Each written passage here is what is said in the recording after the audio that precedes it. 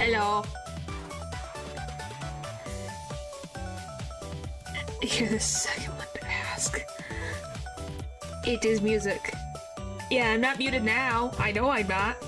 Hello, hello, hello. Hello, hello, hello. I have too many freaking things. Hopefully you guys have been good. Should have not said it. I would have figured it out. Eventually. Hopefully. Maybe. Oh boy.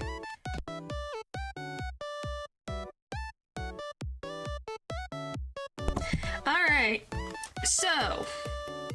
We have 190 slides to get through. Until like half the stream. No, I would not. At least I would hope not. I'd probably cry. Alright. Anyways, I think the music is good. Obviously, if you guys want it to be changed later down the line, because I only have 2 tracks. Just for my sanity's sake. Okay, what's the question? Maybe lower it a little. That enough? Bum bum bum bum. And yes, I am smaller, so I can fit into everything because of my giant head right now. What's in the question thing? That's what is it for? The question that's it for. Oh my gosh. No, there's not a quiz. I guess I should have done a quiz, but I guess...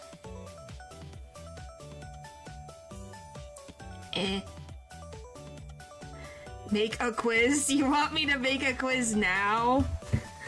Oh boy. Paul, make a quiz.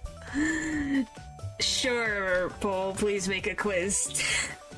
We need one. You guys are acting like it's... I'm pretty sure your freaking school teachers would be like, why weren't you this enthusiastic? Listen to anything that I said. When I'm talking about a freaking dungeon that people die in. Brilliant. Oh boy. Alright, are we all ready? Because I'm as ready as I'm ever gonna be. Because school said your creativity and will to learn, yeah, makes me... Well, there you go. I guess there's the answer for any teachers out there. That school saps energy and feared hunger makes people happy, I guess. I think that's still do more. Let's see. Good thing I brought 3. Alright. Well, I think there's been enough time. Yes, paper. I'm not a teacher.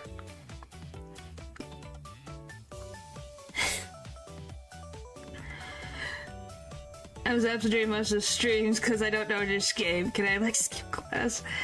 That's your choice. That is your choice.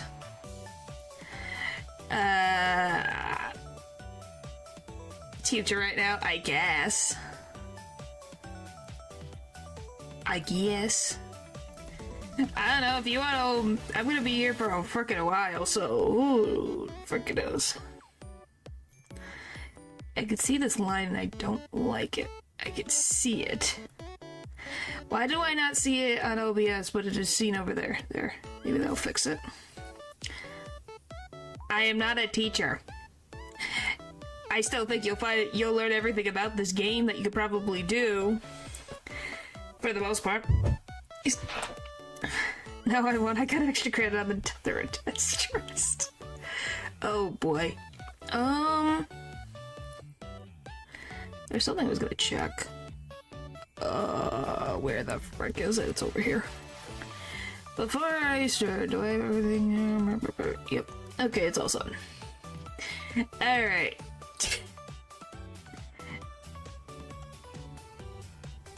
Alright, here we go. We're gonna start. It's been 6 minutes. That's enough time. Like I said, we have almost 200 slides to go through, so here we go. So, terms.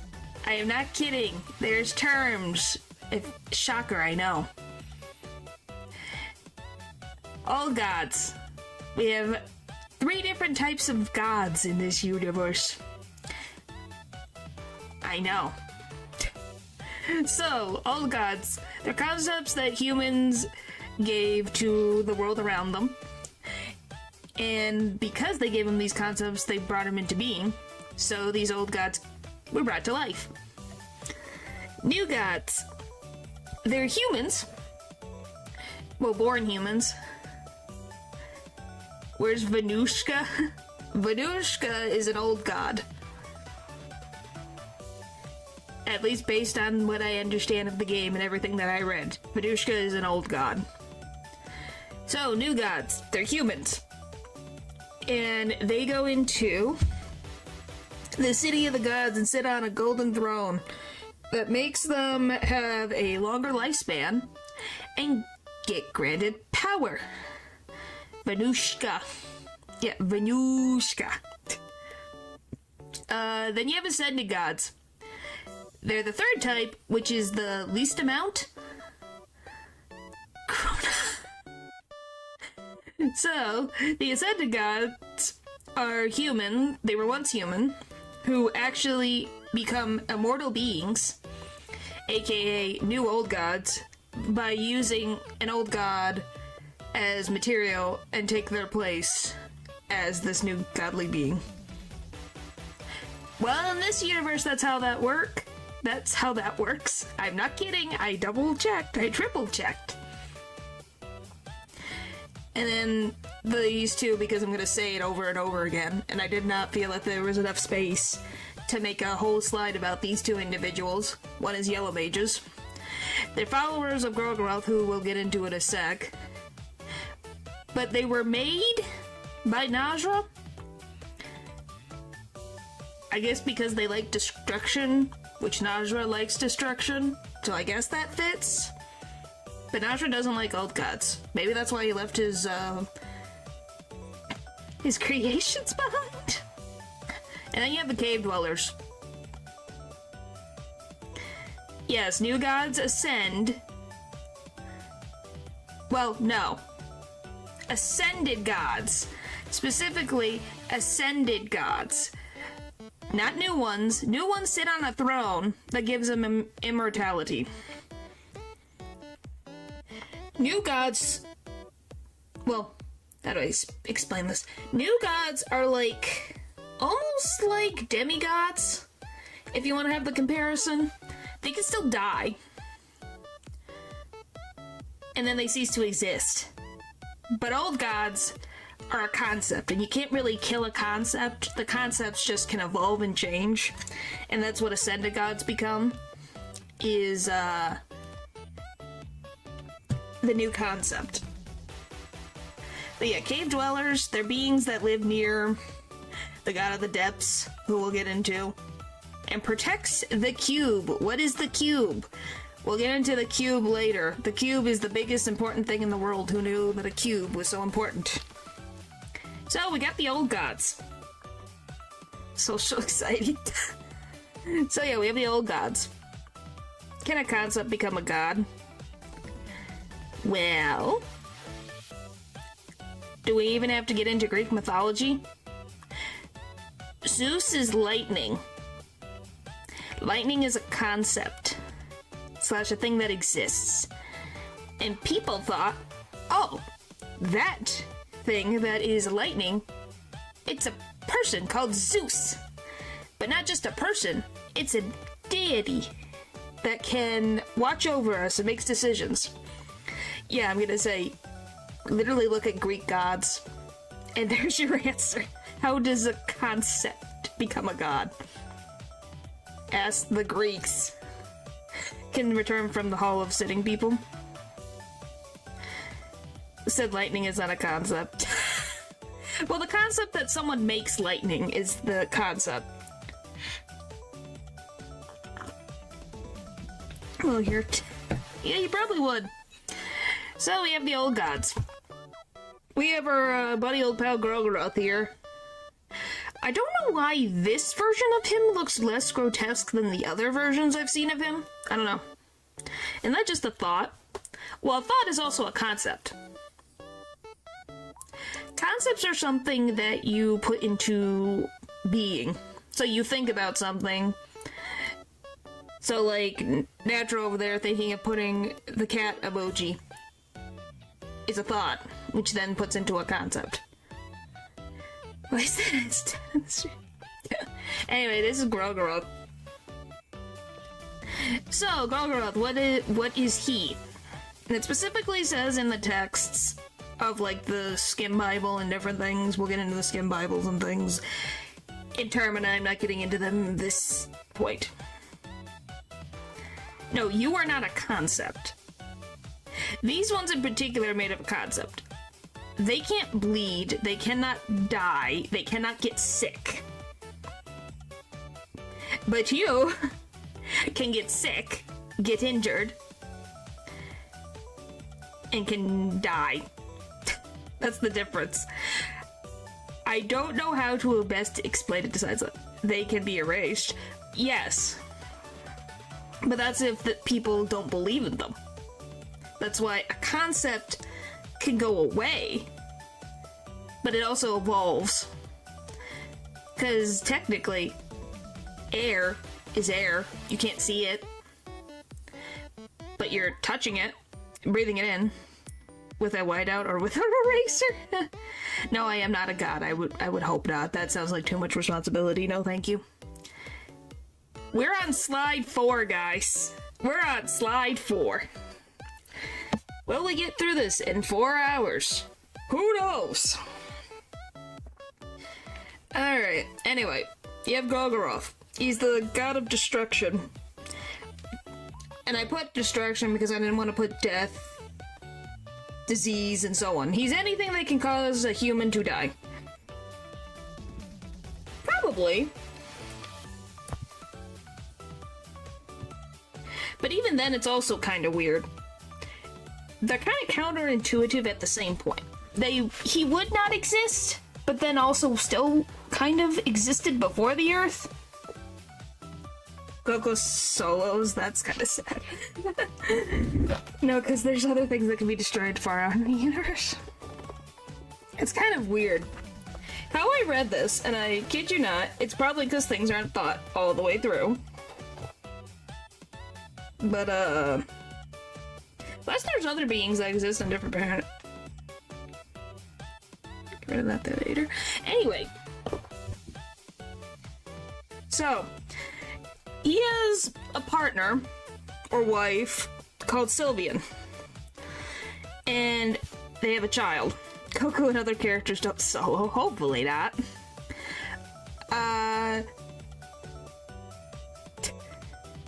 Why does wars? I want wares. Why does it do this to me? I looked through this and I was like, oh, that's fine. Anyway.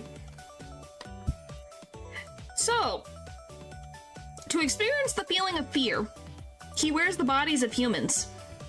Yeah, he wars. Well, he is also the one of war, so I guess it makes sense. But yeah, he wears the bodies of humans. That's why when you see, like, different versions and drawings, interpretations of him, he's got, like, human body parts over him. Because he wants to feel fear. I don't know how that works. But I guess you do you, Gorgoroth. Or did they make babies? Because why not? It specifically said along the lines of partner, and he does love his wife. Why? I mean, humans are very scary. Probably because why not? He was born from the green hue, which is the true Mahabre, or aka the Void. He was made from the Void. Okay, then.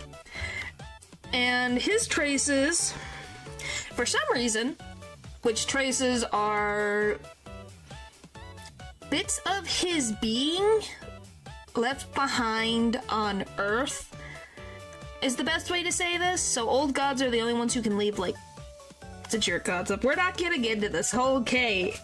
Alright? Goodness.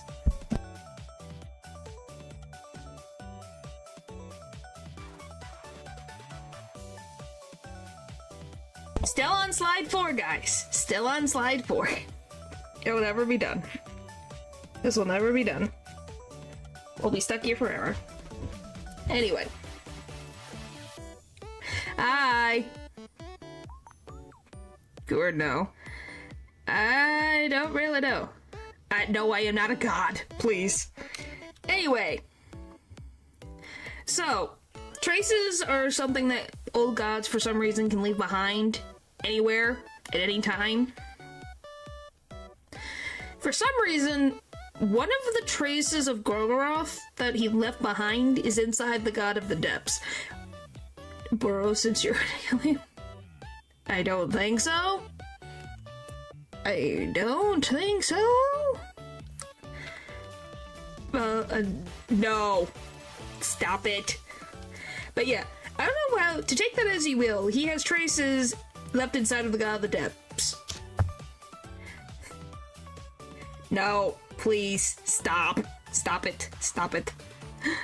So, you have Sylvian. So, she's the god of love, lust, and creation.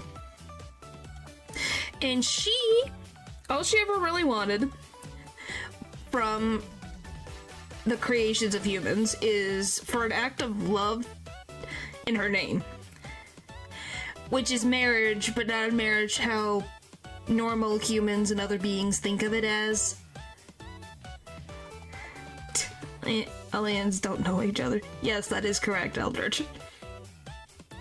Stop. So, she also was born from the green hue as well as her husband. And her traces can be found in her birthplace of the Void. And specifically hangs out in the green hue where she was born. So I don't know if that's like the essence of her of when she was first born or not.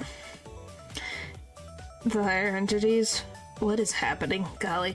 So, and because humanity could not love her in the way that she loved them, she left. She just left them. Where she went, we don't know. Her husband went with her. People speculate that Venushka, their child, went with them. And all the old gods just disappeared. A dude with a mask on or a crow, so it's a mutated thing. We will get to him. I have a whole slide related to him. We'll be getting to that. So, Venushka. My favorite. There's two different versions of Venushka, as you can see at the top. You got this version and this version. I don't know. I think either it just depends on if they're hiding or not. But yeah, they're the god of nature.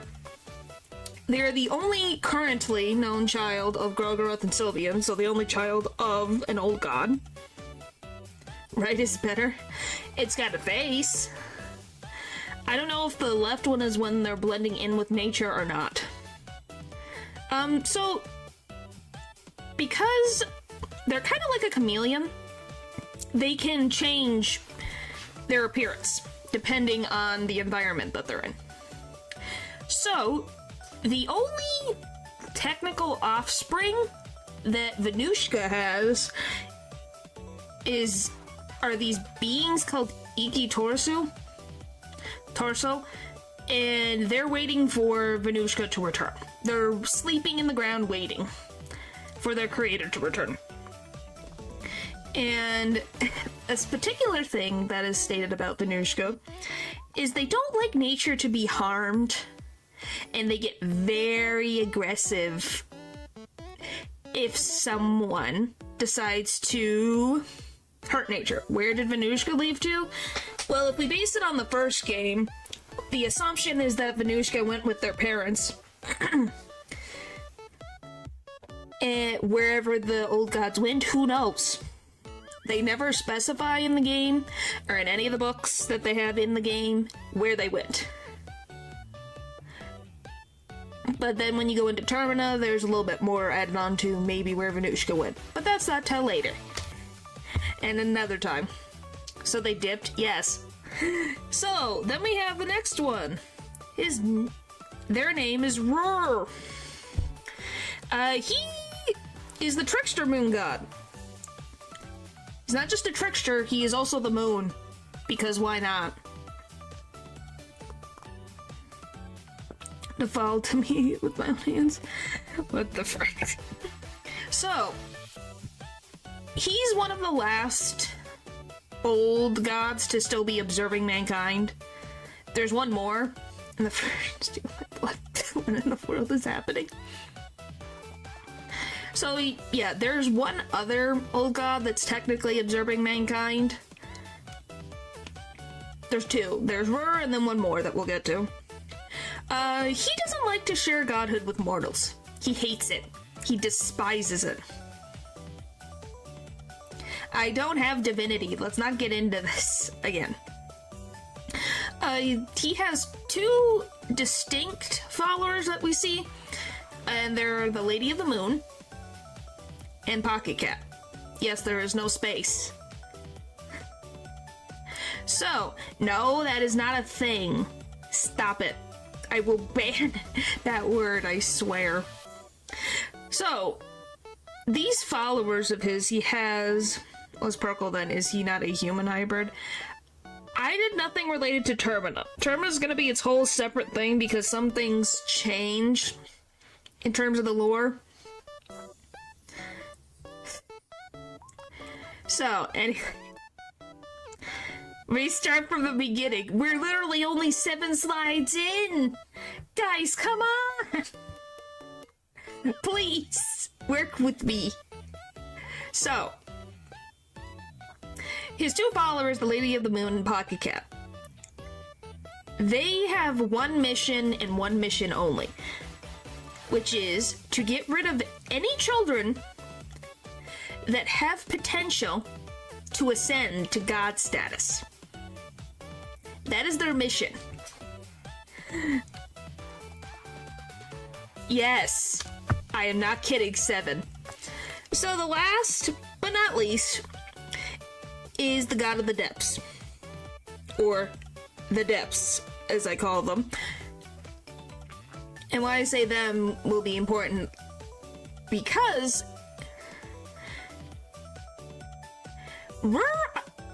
yes. In particular, yes. Rur changed his mind when it came to stopping children from ascending, but I think there was more involved. We don't exactly know why he stopped that idea and changed his mind, but that's typically what he thinks. Same thing with his followers. Alright, anyway. So the God of the Depths, he's there, excuse me, they're called the God of Repulsion and Darkness. Yes, I know you sent the God of the Depths. I know, the IRL picture of the God of the Depths. Why is Moon God a biblically accurate angel? Because he decided to. Because he decided to. I don't really... The question is, why did Sylvian look like this? And why does Gregoroth look like this? And why does Venushka look like this? They're godly entities and they decide to do whatever the frick they want. Depths. Depths. Like, darkness. Deep trenches. Things like that. So, they have a partner, technically. Sylvian, not Sylvian. Sylvian. That's not Mega Sylvian. Yep. Anyway, technically partner, technically being of obsession, is their partner's called the Maiden of the Depths. We'll get into... Do I have them in here specifically? No, they're later. You guys get to meet the Maiden of the Depths and all of that. So, The depths over here is the mastermind behind the changing layouts of the dungeon. Why the dungeon changes every single time that someone enters in, it's their doing. Interestingly enough, this god has hearts and has particularly 3 of them. And they're scattered around the dungeon. And all of their followers are beings that are not really self-aware. So they don't really have higher consciousness like humans. So like insects,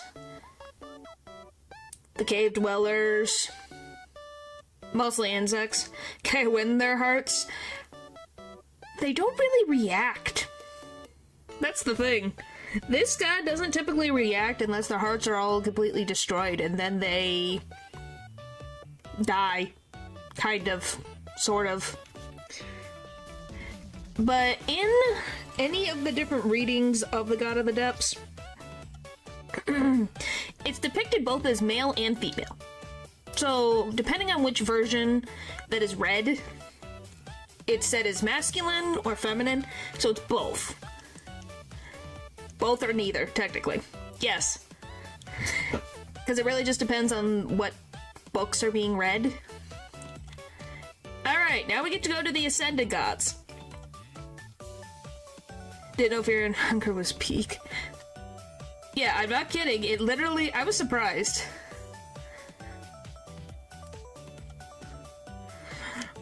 I am not kidding. It's very interesting.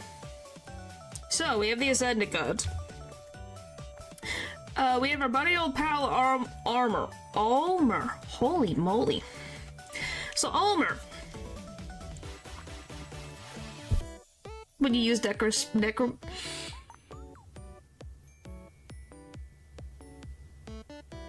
Nothing. Nothing at all. The only thing that happens is, I guess, technically, his body reacts, and that's all I'll say. If you bring it up, you will be timed out. Please. Oh, that's why you guys have...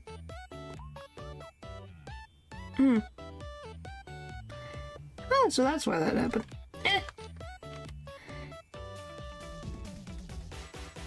He has a smile. Sure, we'll go with that. Everybody's characters. Well, I don't really... technically, maybe? I wouldn't be surprised. I don't know if we've met anyone like those heroes, technically. I would have to think about that. What happens? Okay, all I'm gonna say is, if you see above me, Almer, this is the skeletal version of him, and this is what his body looks like when he is not skeletal. What is underneath the blanket is what's human anatomy for a male. And for some reason, when you try to resurrect Almer, the... Guys, have a smile when you... what? Did you not notice? No, I never went anywhere near Almer's dead body. I'm gonna be very honest, I never went to that part of the catacombs. Not kidding, I did not. I did not want to deal with Mr. Forearms, who could take off all of my limbs. By the way, why do you think Almer's hands are merged together? That I do not understand. Anyway, Almer, he's the first ascended god. At least in all of the world of Fear and Hunger.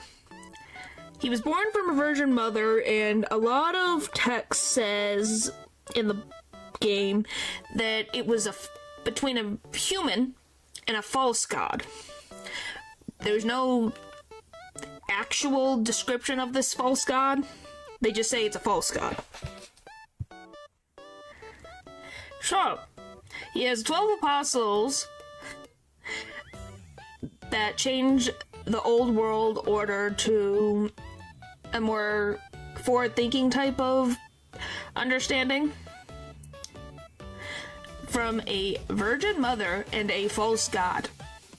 I am not kidding. That is what they said. Just a false god. They did not give a name. They did not give a description. That's all they said.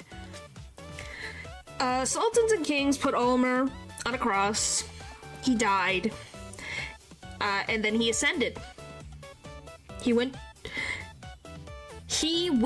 and where did he ascend to? He went to Mahabre, which is the city of the gods. So he ascended, became a ascended god. He returned to the mortal world and murdered everybody who killed him. Everybody.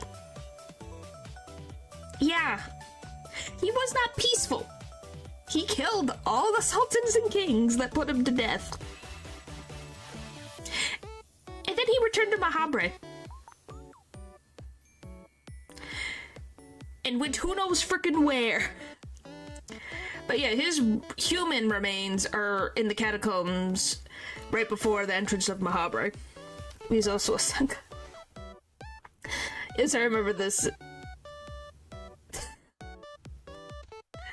Then you have, the Sulphur God, or Gilbert, as my chat named him. There's not any information about him in the first game. So yeah, this is me saying he exists. And that's about it. He will... Isn't he Ulmer's... Isn't he Ulmer's... Kinda sucks. Yeah, this is Gilbert. He have no limbs. We don't even know if he has a bottom torso. But yeah, this is Gilbert. We don't really know. And then last but not least, Pesto, or the girl, or the god of fear and hunger. I have no idea. I really don't. Like a boiled one. He kind of is. He's in like a pit somewhere, in constant pain. So, so you have Pesto, and yes, anytime you see the name Pesto, it'll be the god of fear and hunger, or the girl. No, I am not acting. Is that what he's supposed to be? Like, I didn't know if that... At first I didn't get it, but I don't think that's how that works, and I hope that's not how that works. The only information I know about Gilbert is that he is the parts of Ulmer that he did not like. I don't think that's true. I hope that's not true. Because then that questions... He literally did not want any... Certain parts of his humanity he left behind. And that's what became Gilbert. If that is true, then what the frick does Ulmer have to say? Golly, Ulmer, you're making me question you even more than before. Anyway. Just clocked out. I'm at freaking 12. Slide 12. It's been 34 minutes. I'm not starting over. Okay.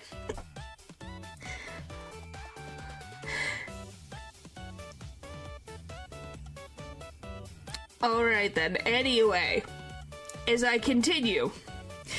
Pesto, the girl, or the god of fear and hunger, is the child of Lagarde, who we'll get into who he is in Novan. Who are they? We'll get into them. They're literally down the line. All you need to know is Lagarde's a human, and Novan is a new god. She was left in a cage for a long time. I don't know if she was birthed and then put into a cage? Or, yes, it's the game. Yes, it is the game. Yep, it's her game.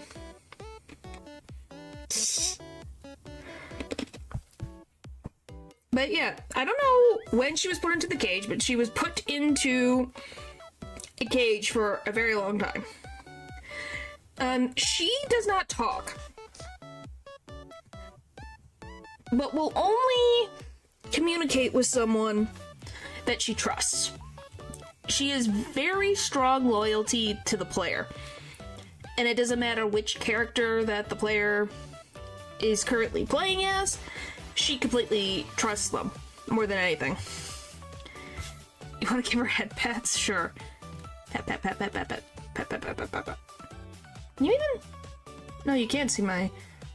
I thought you could see my cursor. I guess not. What? Okay, what about now? Can you see it? Yep. Pat, pat, pat, pat, pat, pat, pat, pat, pat, pat. There you go. Head pats. That good enough? Up, up, up, up. She was put in when the dungeon got overrun as safety. Maybe? There's never real... It's a possibility. No. Like I said, she trusts the player. Oh my gosh. Well, because then I have to do this. I have to rise up. And then get the frickin' head pat thing, if I can even find it. There it is.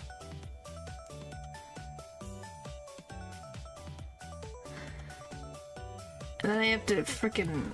Where is it? Oh, too far. There. Is that good enough for you guys? Is that good enough? Is that good enough? Because yes, I have to literally stand here for this, so there you go. Anyway, yeah, she's very loyal to the player, and she's connected to the god of the depths. So yeah. Yes, paper. Yes.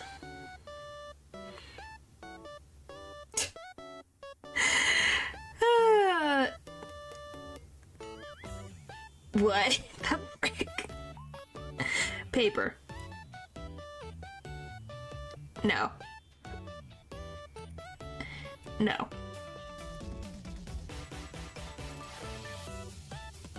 When you can.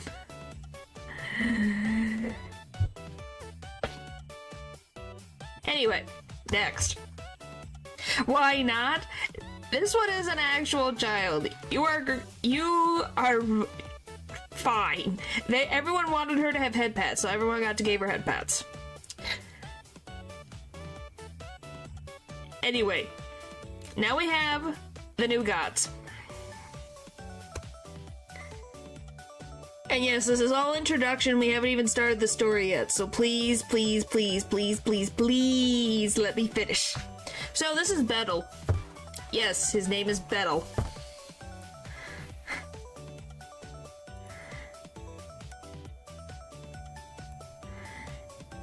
Yes, I'm talking about the slides.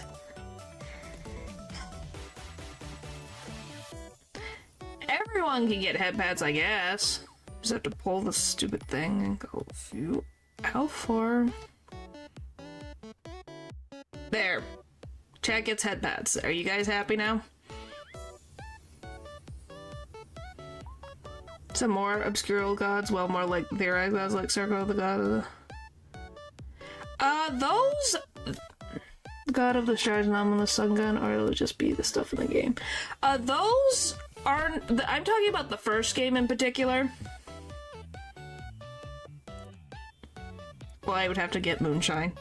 Those particular gods, I think, are only specified in Termina. This one I'm using from the first game, so anything that I could find in the first game. So anything about Sakura and Amon doesn't really get mentioned much until the second game. So I tried to keep all the information categorized in the first game. We're not gonna need 4 streams. Just keep going it non-stop until the question section. But it's a live stream, so I'm trying to answer questions when I can. But yes, I would like to get into those other old gods once I get into Termina and they have more information. isn't canon. I'm not exactly sure until I get into everything. But yeah, that's the only thing I really have to say about the other old gods. All I can say about them is that the sun god is the assumed old god used to make Omer ascend. That is what I know. They specifically say a sun god, they don't give a name to a sun god, but that's all I really know about them. I don't know about anything about the god of the stars currently. That one I probably would have to look into more. But that's all I currently know, sorry. Terminal will have more. Okay, Betel. This is the first ever enlightened new god. Why is this important? Because we are gonna be talking about two other ones. Betel created the libraries in Mahabharata. So the libraries that you constantly go into to hopefully get an empty scroll or anything that is useful to you, and then get upset. It's his fault. So it's supposed to store all of the world's knowledge. And I mean, I think it gets all of it over time. So his dream was to hopefully archive everything so that it would surpass the old god's knowledge of the world.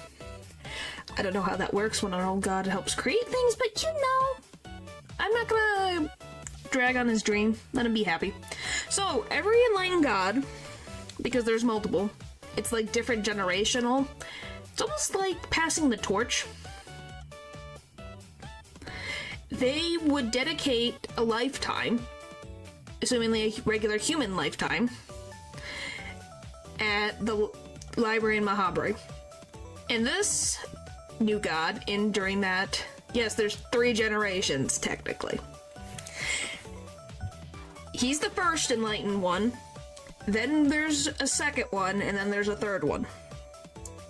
So, once they are starting their, I guess, tenure as an enlightened new god, they research a subject, it could be any subject, that they decide to do. So, for example, we don't know what Betel was particularly about. I think it was more just general research, but artificial life is something that the third new enlightened one actually focuses on. So there's an example. But yeah, this is the only images that we know of. This one is right out, the one above me is right outside in the little library courtyard. And then the one over there is like a little statue around Mahabharata. So then we have Najra. Hi, buddy. He's the second one, enlightened one. So he's generation 2. After Betel is forgotten by time, Najra becomes the second one.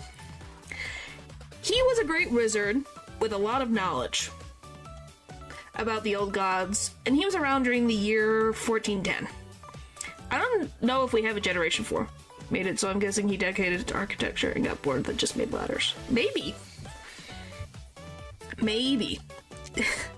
So, then, he realized, once he became a new god, that new gods don't really actually change anything about the world. They actually, the status quo of the earth stays the same, and the world doesn't really change by the new god's influences.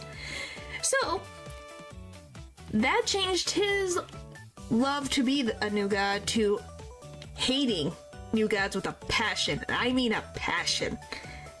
For murder.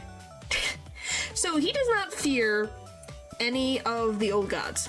Any traces, actual old gods, none of them. He will say what is on his mind when it pops into his head. Yep. So yeah. And he is the longest known living new god. This just means when he was human, he turned into a new god, and he did not die. He's still alive. Given how enlightenment works, it's really surprising outlook. Yeah, really is. But yeah, he's the second one. And then we gotta get into the Fellowship, which are the current new gods during the process of Fear and Hunger, the first game.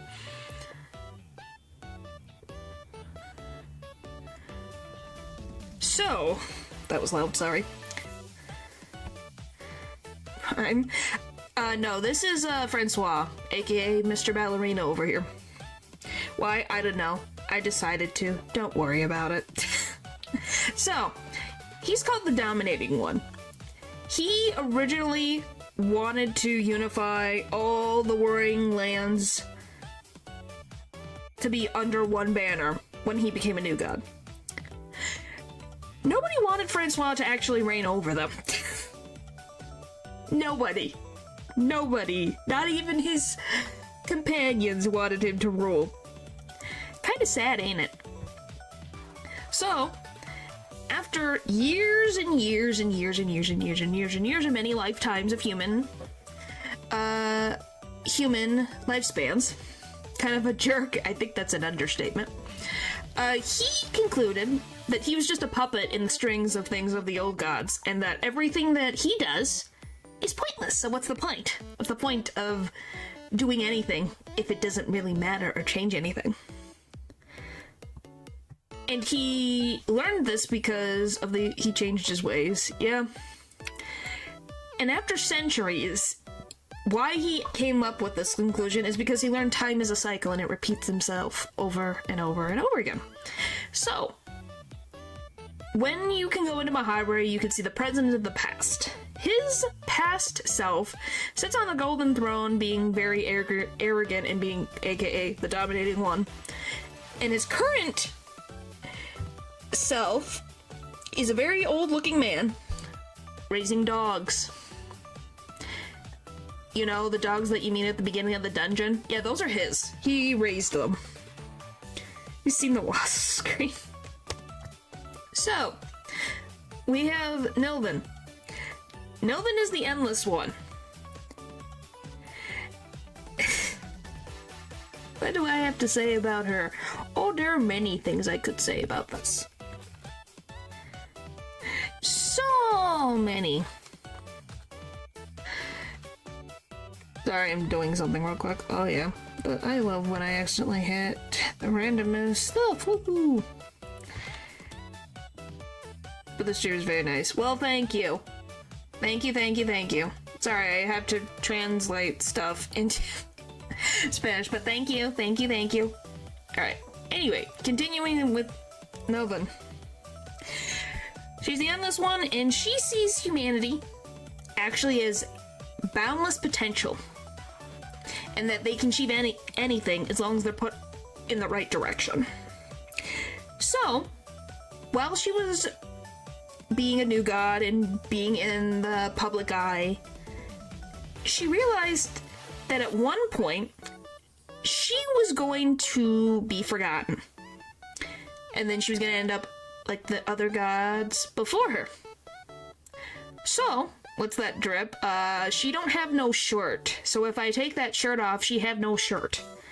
Can't have a child in normal and the child is literally a piece of her soul. That is an interesting theory. I think that is interesting. Definitely a possibility. But yeah, so she looked for a permanent method for her to be forever in the consciousness of the human world. That way, she won't be forgotten.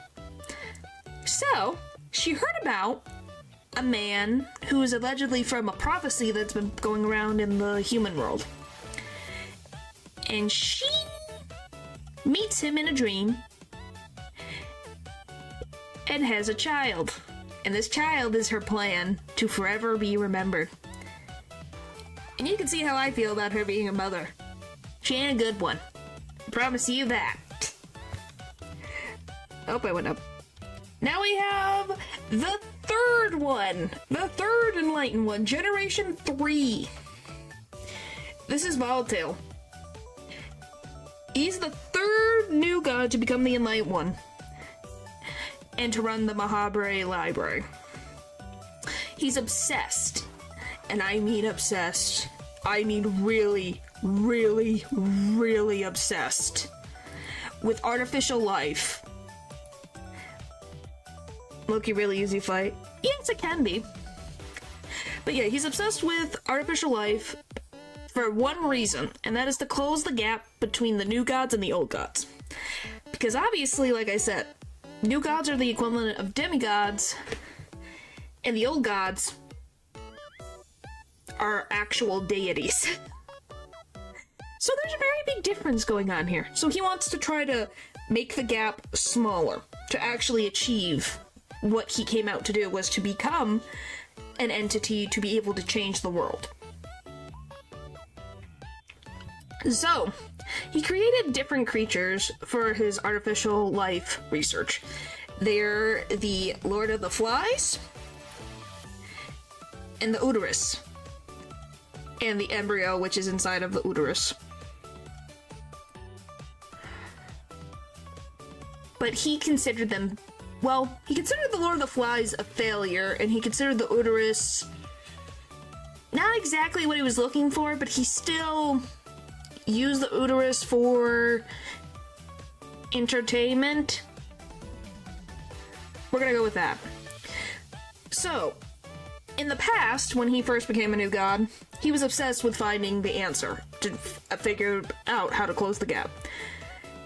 In the present, he decides to die in Minecraft and sees that it was a mistake to sit on the throne and become a new god.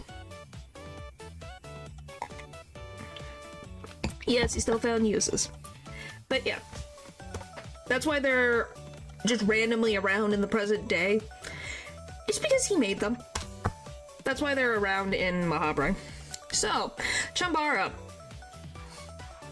He's the tormented one.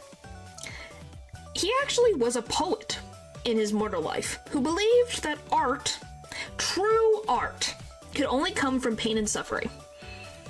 The game of butterflies hiding behind a door. Huh.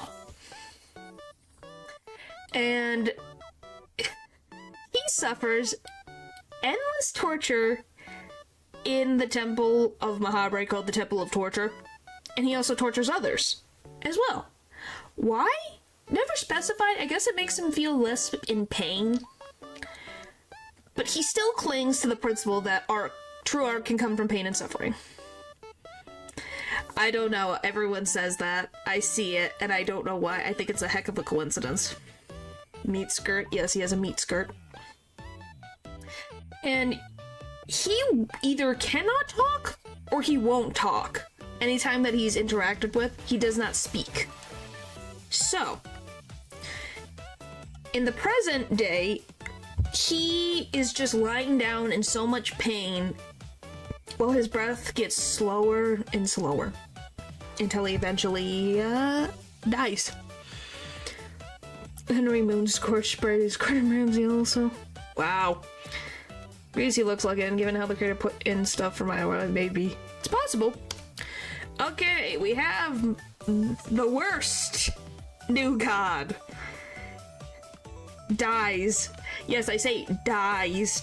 Trust me, it'll be said multiple times. He doesn't actually die, but dies in the mortal realm. I can speak English. So, this is the guard. He's technically the main character. Technically the most pain in the butt I've ever seen. Good luck. Okay. So, he's the leader of the Knights of the Midnight Sun. Because if all his goals are for nothing, he should have learned from the new gods that everything is useless. But why would he do that? He hasn't done it. That's how he would think. Anyway, he's the leader of a mercenary group called the Knights of the Midnight Sun. He is sadistic, selfish, and calculated. What great traits to have in a leader. So, he is someone who will fake amnesia to get to the throne, the golden throne, and to become a new god that he believes that he will be able to change everything. To watch the stream as well. That's fine. I appreciate it, Paul. I do. So, he is the father to Pesto, aka the girl. Does this include the sequel or no? No, that one will be a separate one that I'll work on. This is almost 200 slides. If I tried to do Termina, it wouldn't fit. So Termina will be a separate one. it'll be all about Termina. When I do the Termina one. This one's all about the first game. Yes, this is for the first game. Took 200 slides. I can't imagine what Termina is gonna do to me. And then I gotta worry about the update. Because I'm probably gonna work on it. And then the update's gonna pop out and I'm gonna be like, I'm gonna have to fix this. Please, Miro. If I do Termina slides explaining, please let the update not come out. Please. Please. Please, please, please. Anyway, he's considered the chosen one to be able to change the world. Video essay already. Oh boy. Yeah. This one's just my way of interpreting certain different things. You should hope it comes out faster so you can do it before the Termina part. Well, I hope so. It's either come before that, finish watching that. Well, just means find something interesting to watch. Mine's not gonna be 7 hours, at least I hope not. That's if I can get through these slides. We're not even at 30 yet. So, let me just see if there's anything important in questions before I finally get to the before the game. Alright, let's see. Okay. Yes, Eldridge, you are the best Jigglypuff. Which character would you want to high-five the most and why? Probably Pesto, aka the girl, because she deserves everything in the world, and a high-five would probably make her smile and question what's going on. She's like, what happened? What do you think it means that Ulmer's father is a false god? Just someone with the power of a god, but not with the title, or something else? I think those are definitely interesting interpretations that people have. I think it's more of... Because what is... this is what is really weird about... Do you think the girl would game in you? No. She'd probably think it would be cute. I think she would probably smile and think, after you explain it, she's like, oh, that makes sense. Yeah, the only thing I know is technically the god that is a false god that made Ulmer is kind of an interpretation. The interpretation that I've seen is that I think is the best, is that Ulmer absorbed the soul of the sun god. Yeah, that's how he ascended to an ascended god status. This is talking about him being born as a mortal. The only thing I can tell you, at least it's not proven, at least based on the game and what it says in Termina, and I'll bring it up because it's an interesting thing, is golly. There's a god that exists under Sylvian that allegedly made humanity, and Ulmer was their perfect creation. So I don't know if they're the alleged false god, because they're not a god technically.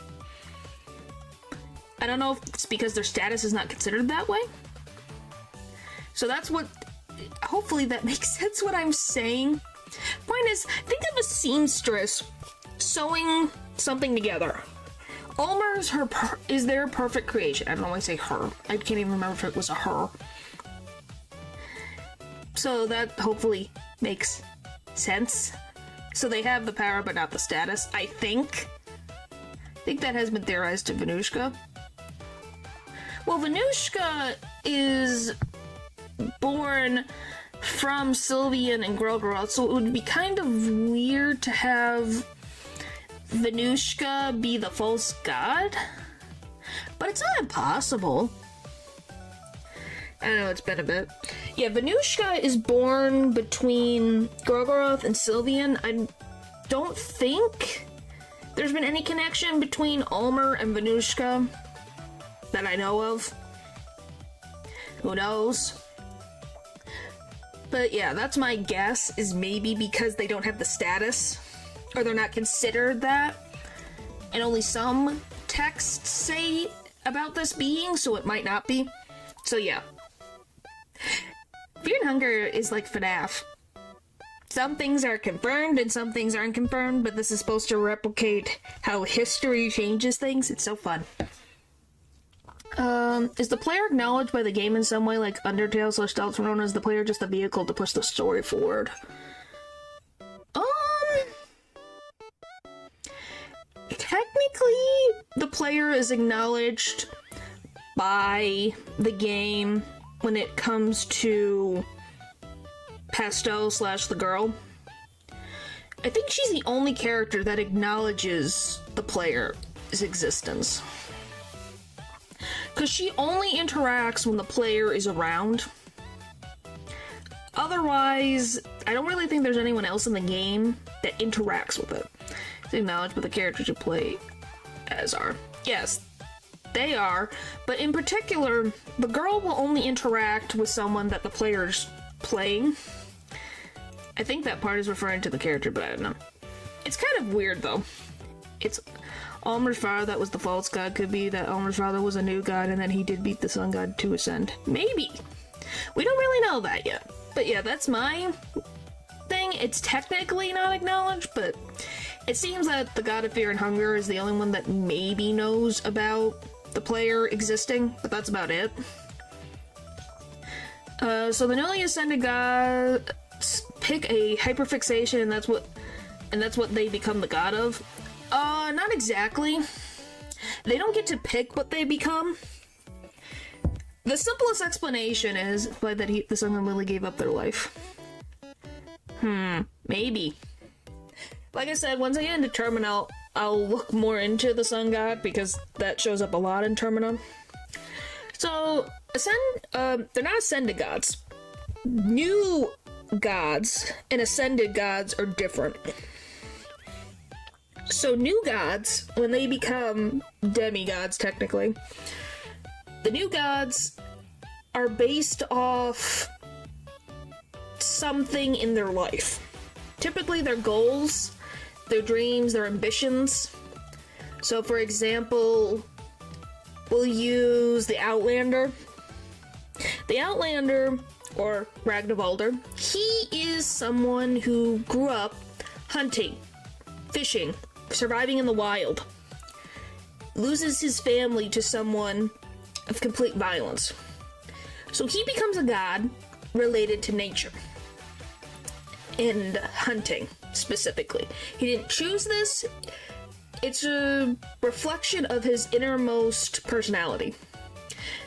There's always an endless one and a torment one and a dominating one, but their urban personalities decide how to embody it. Yes. Can I plug it in now? Huh? Did I miss something? Wait, I found the video on the song that I was referencing. If you can just say the name of it. I don't really like links in my chat. Yeah, I think there's 14 souls. You can say the title, I just don't like links in my chat. But, yeah. Let's see, any other questions? In Termina. Huh. So what's the point of new gods if they can't do anything? That's the point.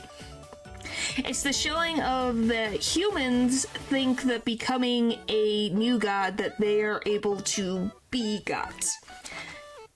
They're given all this power, all this influence, and they still can't do anything because they think so highly of themselves. The secret of God... Huh, okay. Yeah, that's the point. That's the point of new gods. Is humans realizing their mistakes of, I thought too highly of myself. Thinking that I'm special enough to change everything.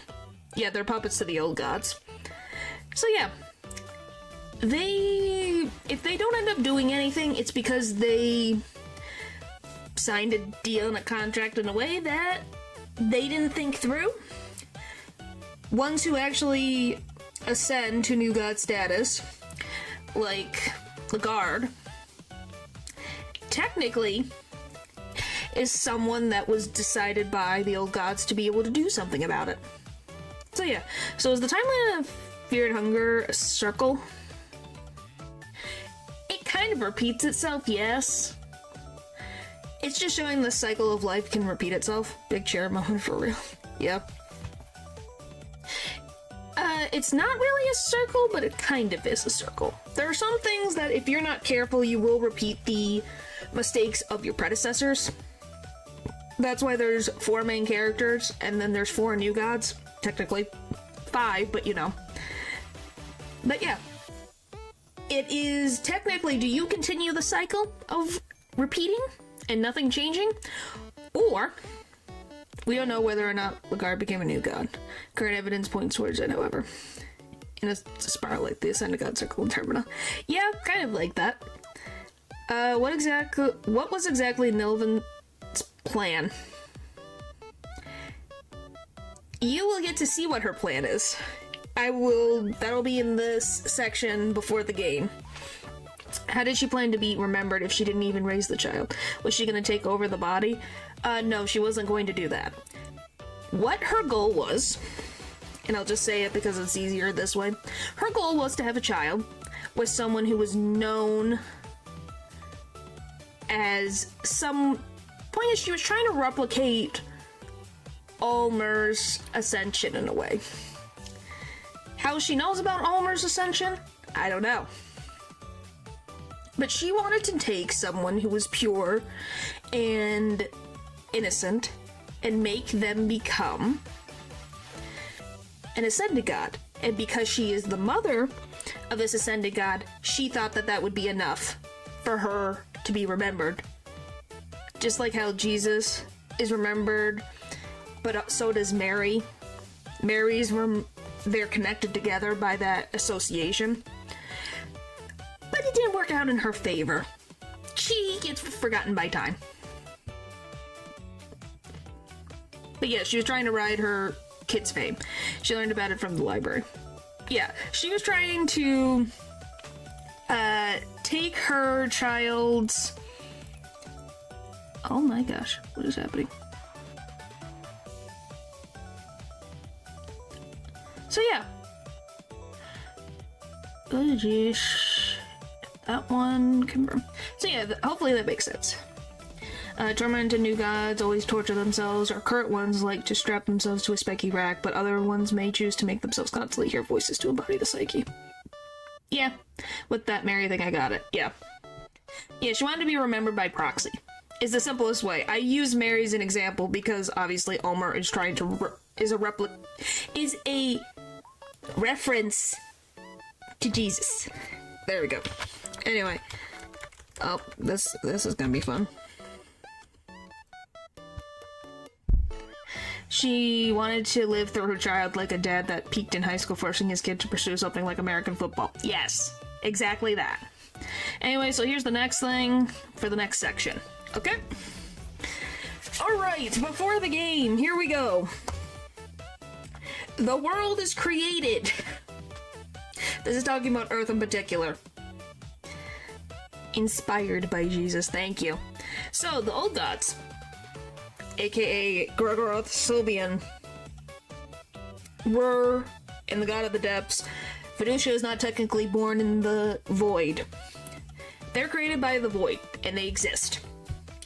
And then they decide to create the world. Create certain things in the world. Sylvian creates humans, and Gorgoroth brings death. By the way, in your vision, do you think the old gods can see into the future or no?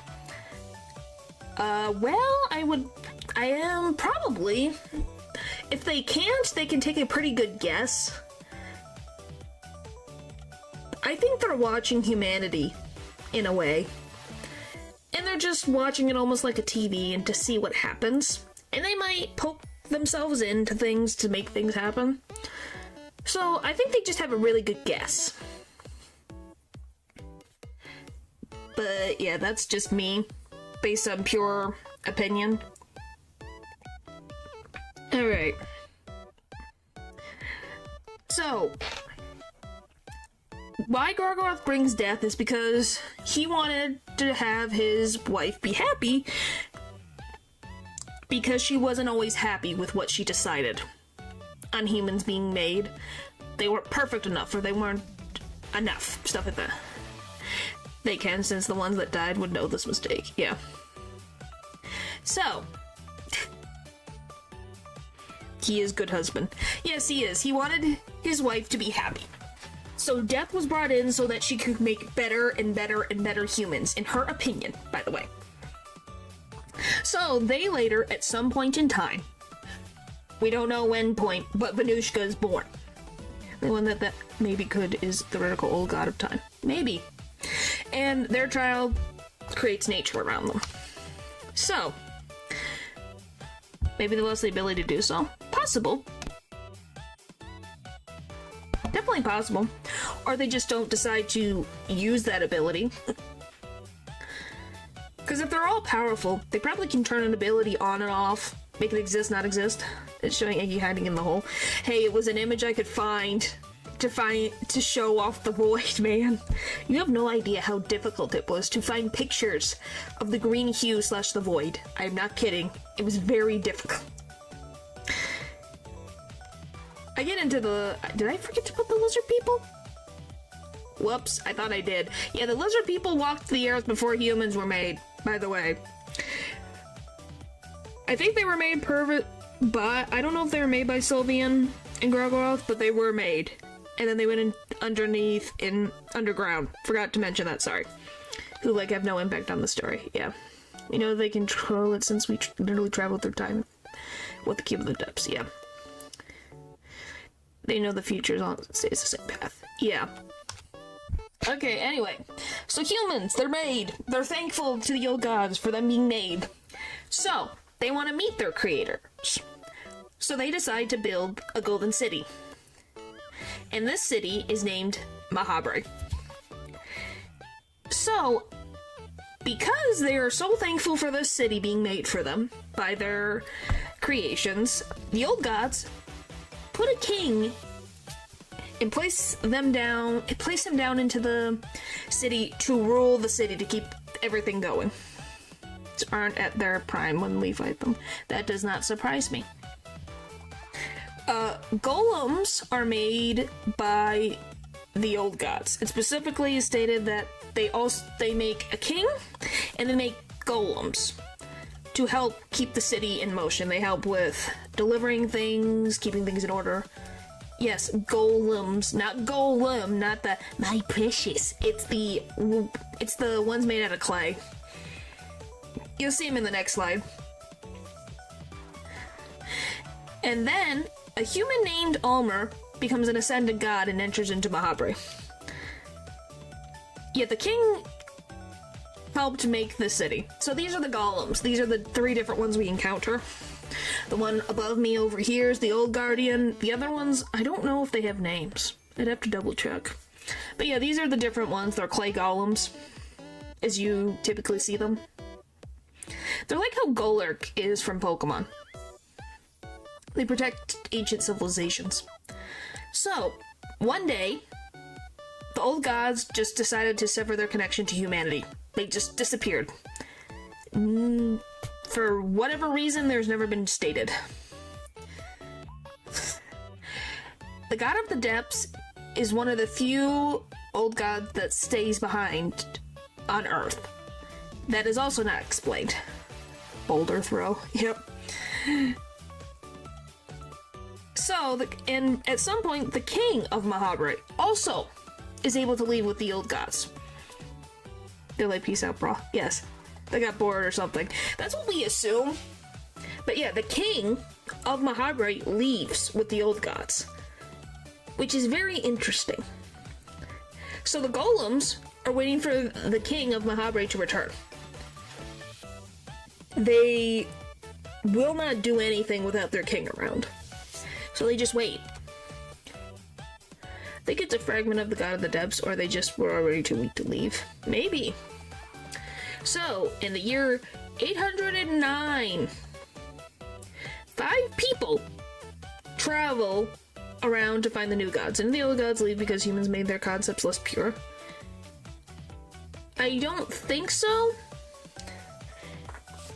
I know Sylvian was not happy with her creations of humans not being able to love her the same way she loved them.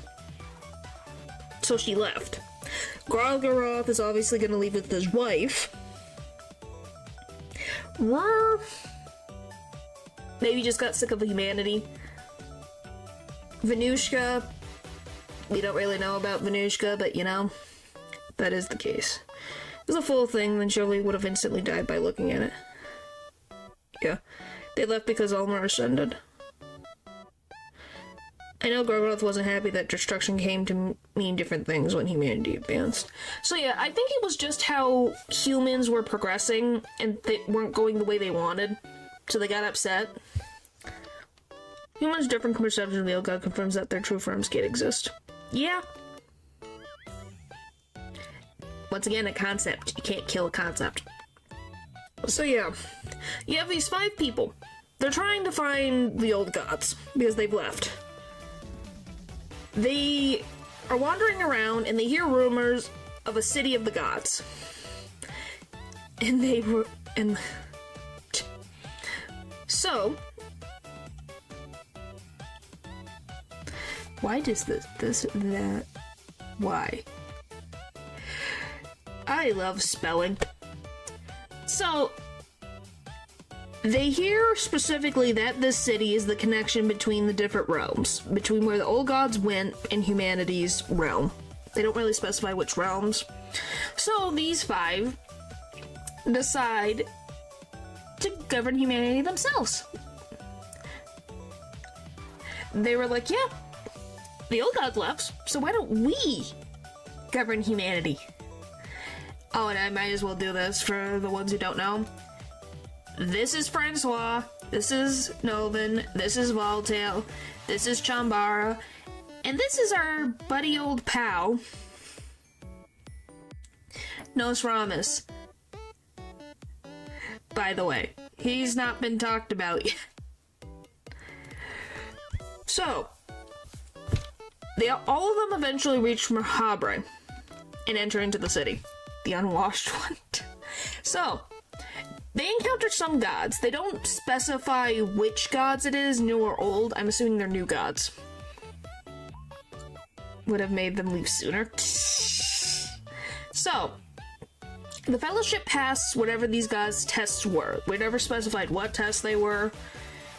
But Nosramus, our buddy over here, I don't really like Labu. I don't really feel anything about it. They exist. There were others before, but wibbly wobbly timey-wimey shenanigans erased them from people's memories, maybe. So, once they passed all these tests, Nosramus thought this seems super easy to become a god. Godhood shouldn't be this easy to achieve.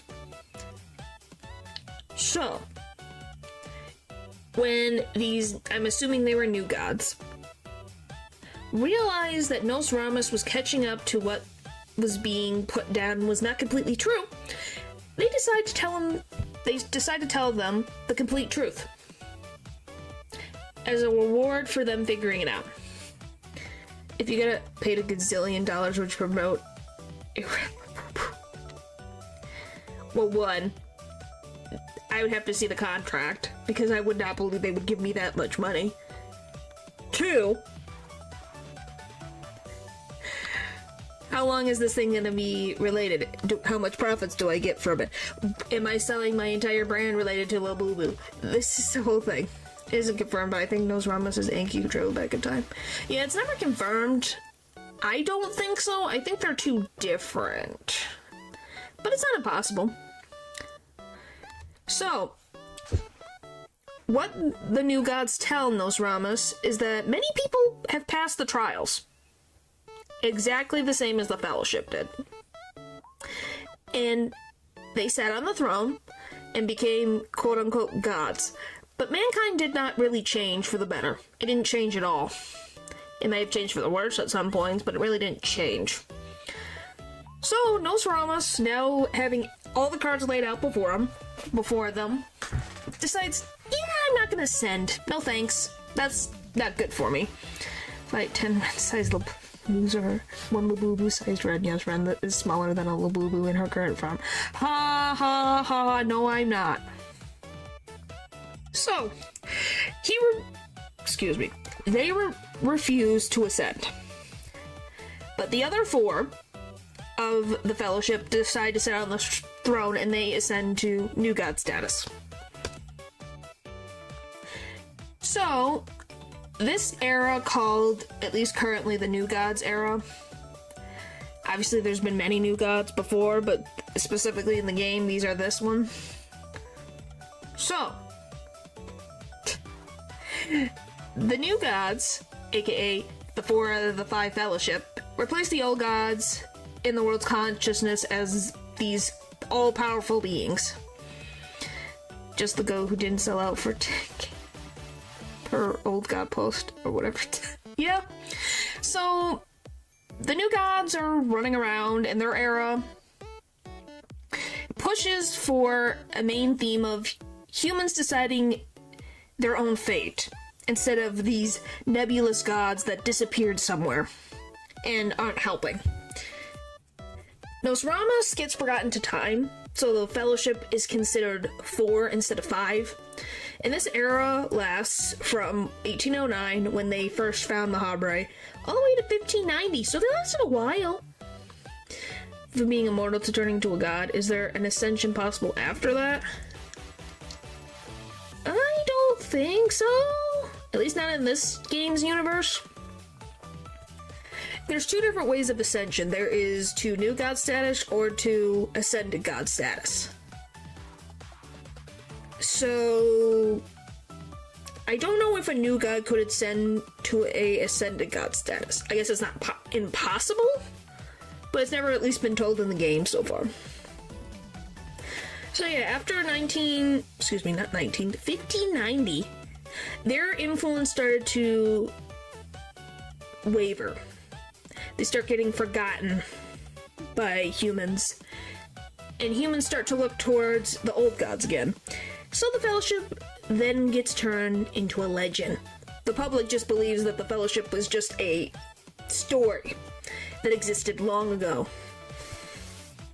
Use an old god as fuel and actually ascended. New gods are just puppets. Yeah. Could do it because of the curse of that golden sure. Yeah, probably not, but I guess we've never seen it, so who knows. They stopped being based. So, while this is all going on, between all this time, is a shortcut. Not a good one. Ascend a god, you become a concept yourself. Yes. So, while the new gods are parading around trying to push their agenda for 600 years. Big nap. Yep. So, the depths, or the god of the depths, closes the entrance to the city of Mahabharata. There's never a reason of why, but the key that the doors are locked with is the cube of the depths, which is a little cube. And it's sent off to the land of Vinland. Whether to just keep it from more new gods being made, just for quiet, who knows? But the god of the depths decides to settle themselves into the ground for peace and quiet. And during this time, so obviously the god of the depths has laid themselves in the ground to sleep, complete sleep. Guess what humanity does? Which cube? The cube of the depths. The cube, the cube that opens the door cube, the cube that makes time travel happen cube in this universe. Yeah, that cube. The one from Fortnite? No. So, the followers of the depths, I don't know what particular time period, they never gave that specified, they offer a woman as a bride to the old god to make him happy, to make them happy. So, this is the bride of the depths. She's never given a name. We don't know when she became the bride of the depths. So yeah, the other one from Fortnite, I don't know anything about Fortnite, so I cannot tell you. So, the marriage obviously could not actually happen officially because she was immortal. She was immortal, and this is a concept being. So, she was determined to figure out how to connect the human realm to the divine realm. And somehow, There's never specification of what she did, but she became the Maiden of the Depths. And she became this tree that is infinitely, and I mean infinitely, fusing with the depths. So she's forever connected with her deity lover. So yeah, she's forever connected to the depths. That's why the thicket exists, because it's trying to reach all the way down to where the god of the depths sleeps. So, the Kingdom of Rondon at some point is established after the Bride of the Depths becomes the Bride of the Depths. They build a dungeon on top of the Sleeping God of the Depths. They probably did not know that they did this, because once again, the God of the Depths is sleeping. Why would they think otherwise? They're, oh, this is a nice tree, and a nice spacious place. Let's knock down all the trees and make a dungeon. So, because it was built on, because the dungeon was built on top of the depths connects itself to the dungeon and changes the layout as well. They absolutely did, in my opinions. And it did, didn't it? Aren't there roots around the God of the Depths' body? Yes, there is. Because she's forever fusing with the God of the Depths, so it wouldn't surprise me. But yeah, every time someone who enters the depths, after it was finished being built, it changes. To try and study it a bit more. Maybe! It is a possibility.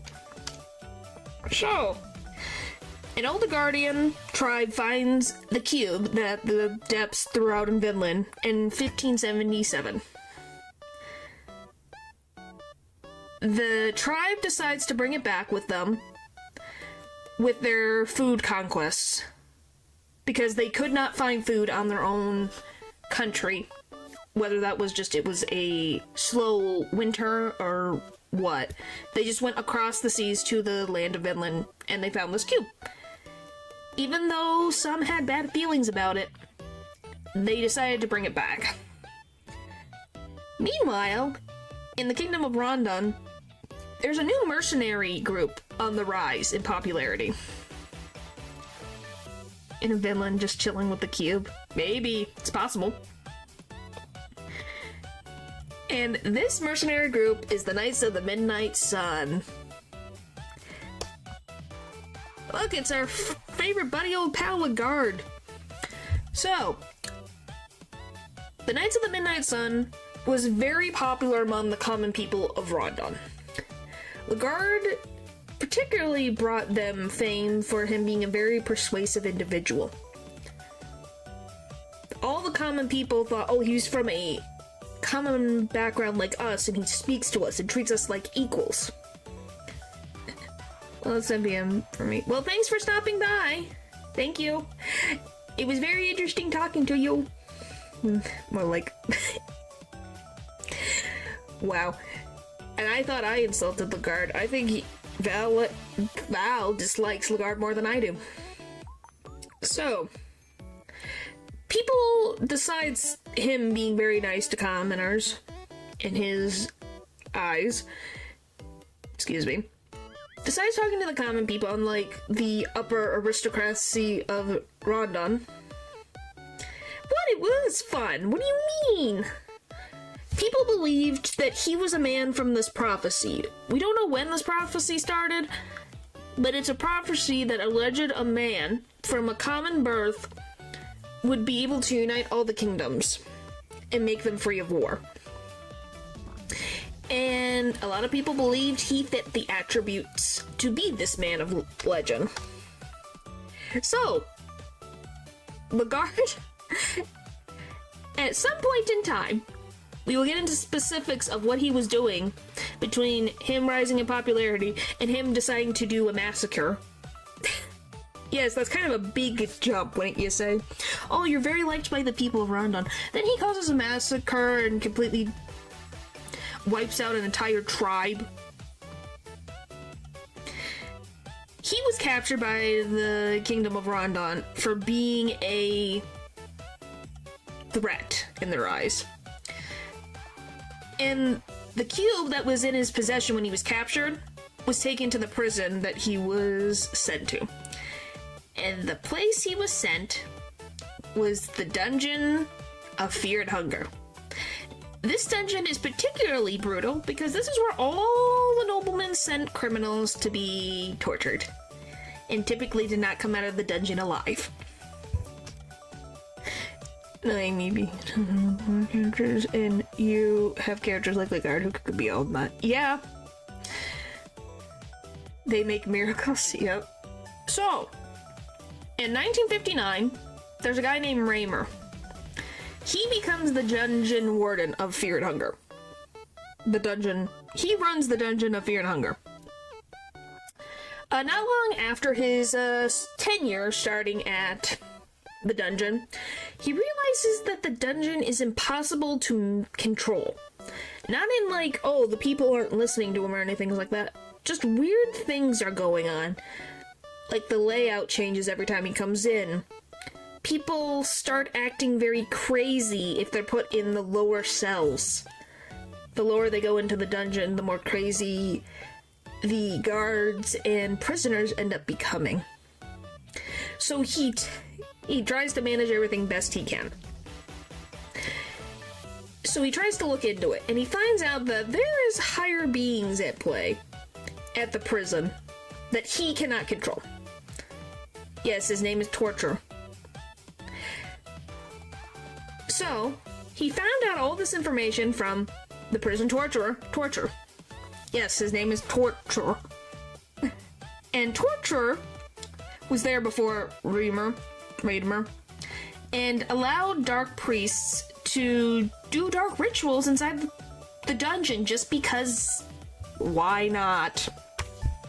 So, Legard arrives at the prison one day, and Raymer feels bad for him.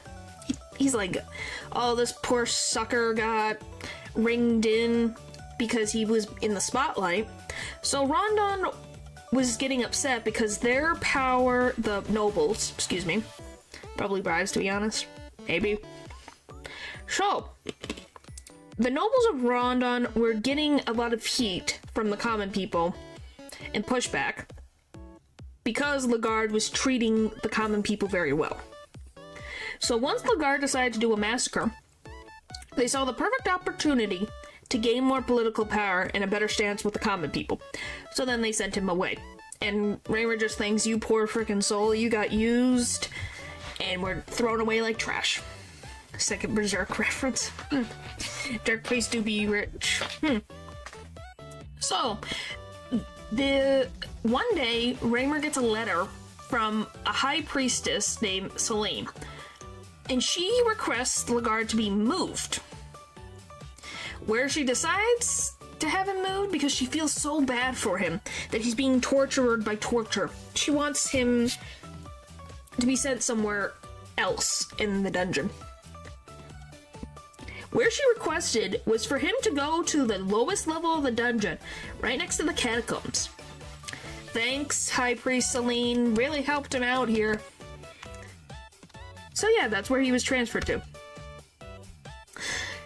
So, obviously, near the catacombs is where Mahabre is. The doors are closed. So kind, yeah, very, very kind. So the doors are sealed. Well, at least assumingly sealed.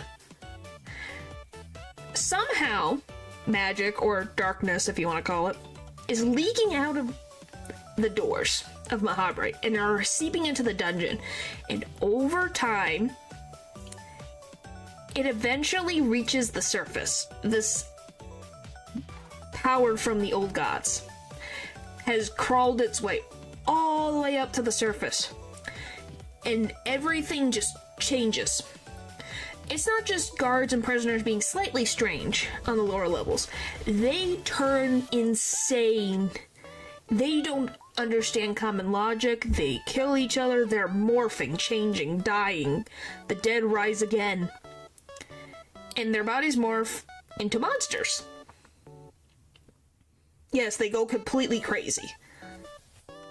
Especially if they do not have a lot of strong mental fortitude. Those are the ones that typically fall first. So, we have everyone's favorite crow mauler. How does he play into this entire thing? So, Captain Raymer, aka the warden of the dungeon, he brings a group of the guards that are not completely gone insane and goes deep into the dungeon to try to find a solution. Will you fall first? No, I don't think so. I think I would last longer than the first ones, at least I would hope so. But yeah, he goes down deep into the dungeon to try to find some solution to fix this utter insanity. Those that dream of him never last very long. So, him and his group end up becoming very low on supplies while they're looking around, trying to find a solution, and they end up finding the cave dwellers down in the mines underneath the dungeon. So they trade the cube of the depths for supplies. Obviously, they don't know the cube means anything important, so they just give it because they're like, it's not feeding us food, so here you go. And their hope is fading. They're losing people all the time to this darkness. So he sends out an SOS, which he has no other option. He sends it to his brother Cyril for backup to hopefully help with reinforcements. They'll finally be able to fix this. But not that long after he sends this letter, he succumbs to the old god's powers that have infested the dungeon, and he runs into the darkness like a madman. So the last time he is seen as himself, he's covered just by a cloth. He has no clothes, but he has a cloth, and he's screaming about crows trying to get him, and he runs off into the dark and is never seen again. At least as Captain Raymer. So yeah.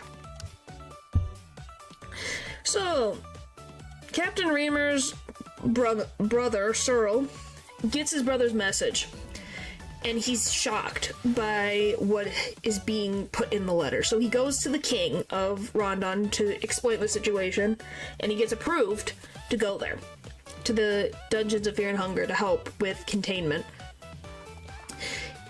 And he goes with 3 other members of his party. Ludwig Buckman, which is the prince of Rondon. I don't know why they thought that was a good idea, but you know. Sir Seymour, who is a knight and very loyal member of the Knights of Rondon.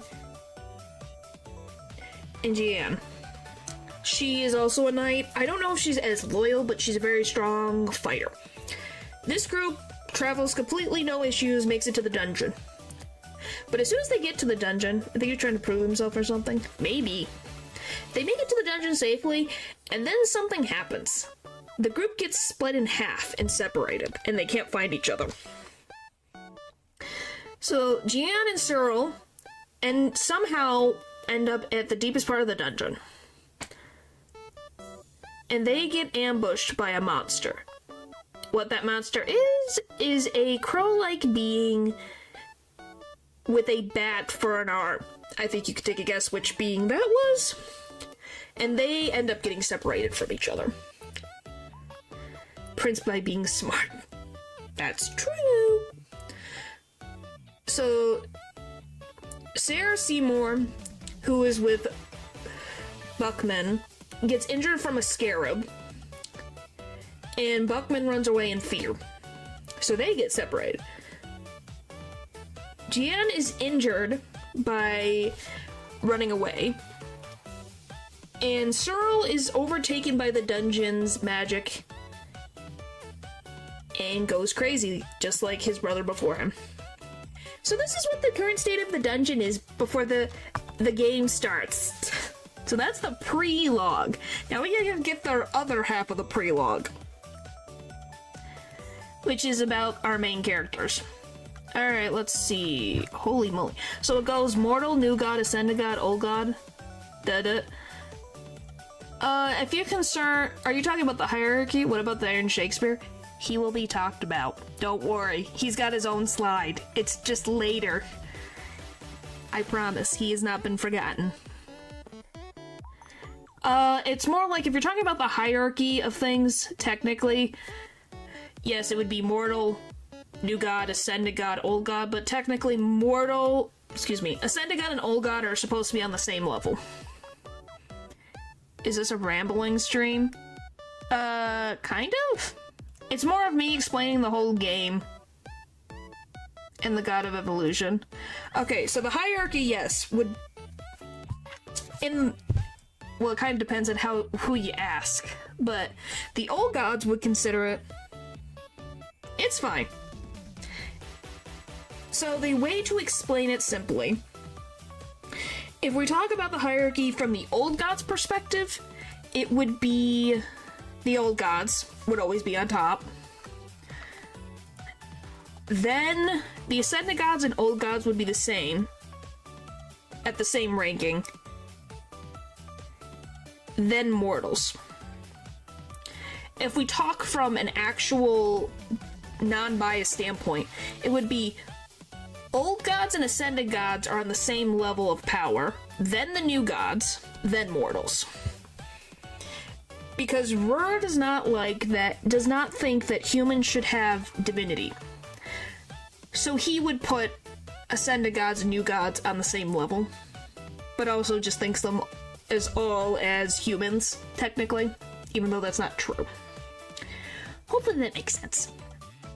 Was the King of Mahabharata a god too, or did the old gods think he was just a very chill mortal like that? We don't really know much about the King of Mahabharata, so the old gods and ascended gods are different. Yes. Old gods were born from the green hue / were made from the minds of mortals.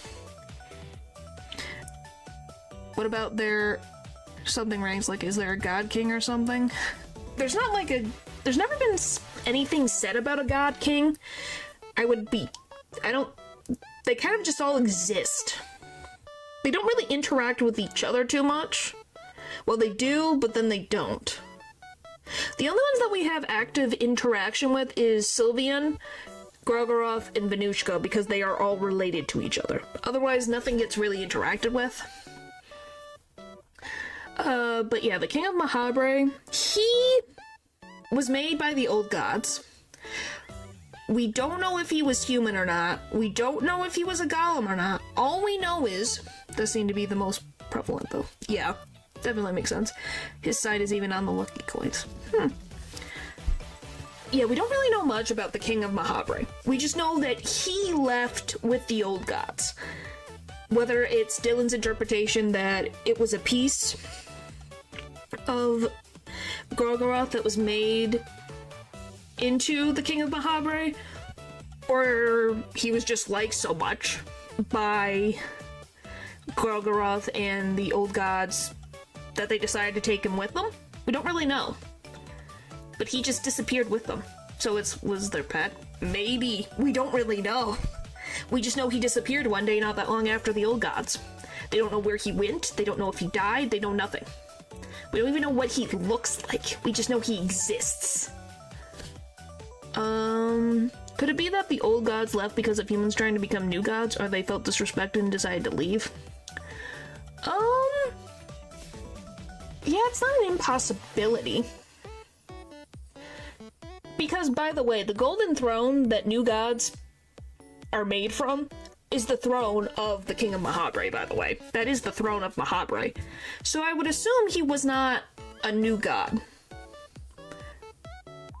Because then if he was on the throne, he would have disappeared. But yeah, the old gods left for different reasons. And probably more complicated reasons. Don't survive the void long. Yeah.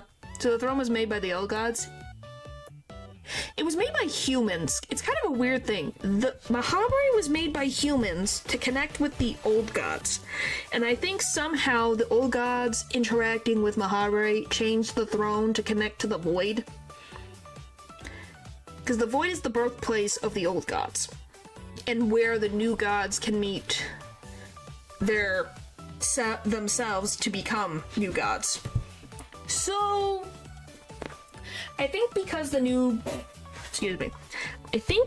old gods came down and interacted with humanity. It somehow messed with the throne to connect it to the void. Then we're the king under the guidance of the old gods. Yeah. But yeah, Sylvian left because humans could not give her the love that she reciprocated the same amount. Someone just got god status giving powers just because. Yes. Yes.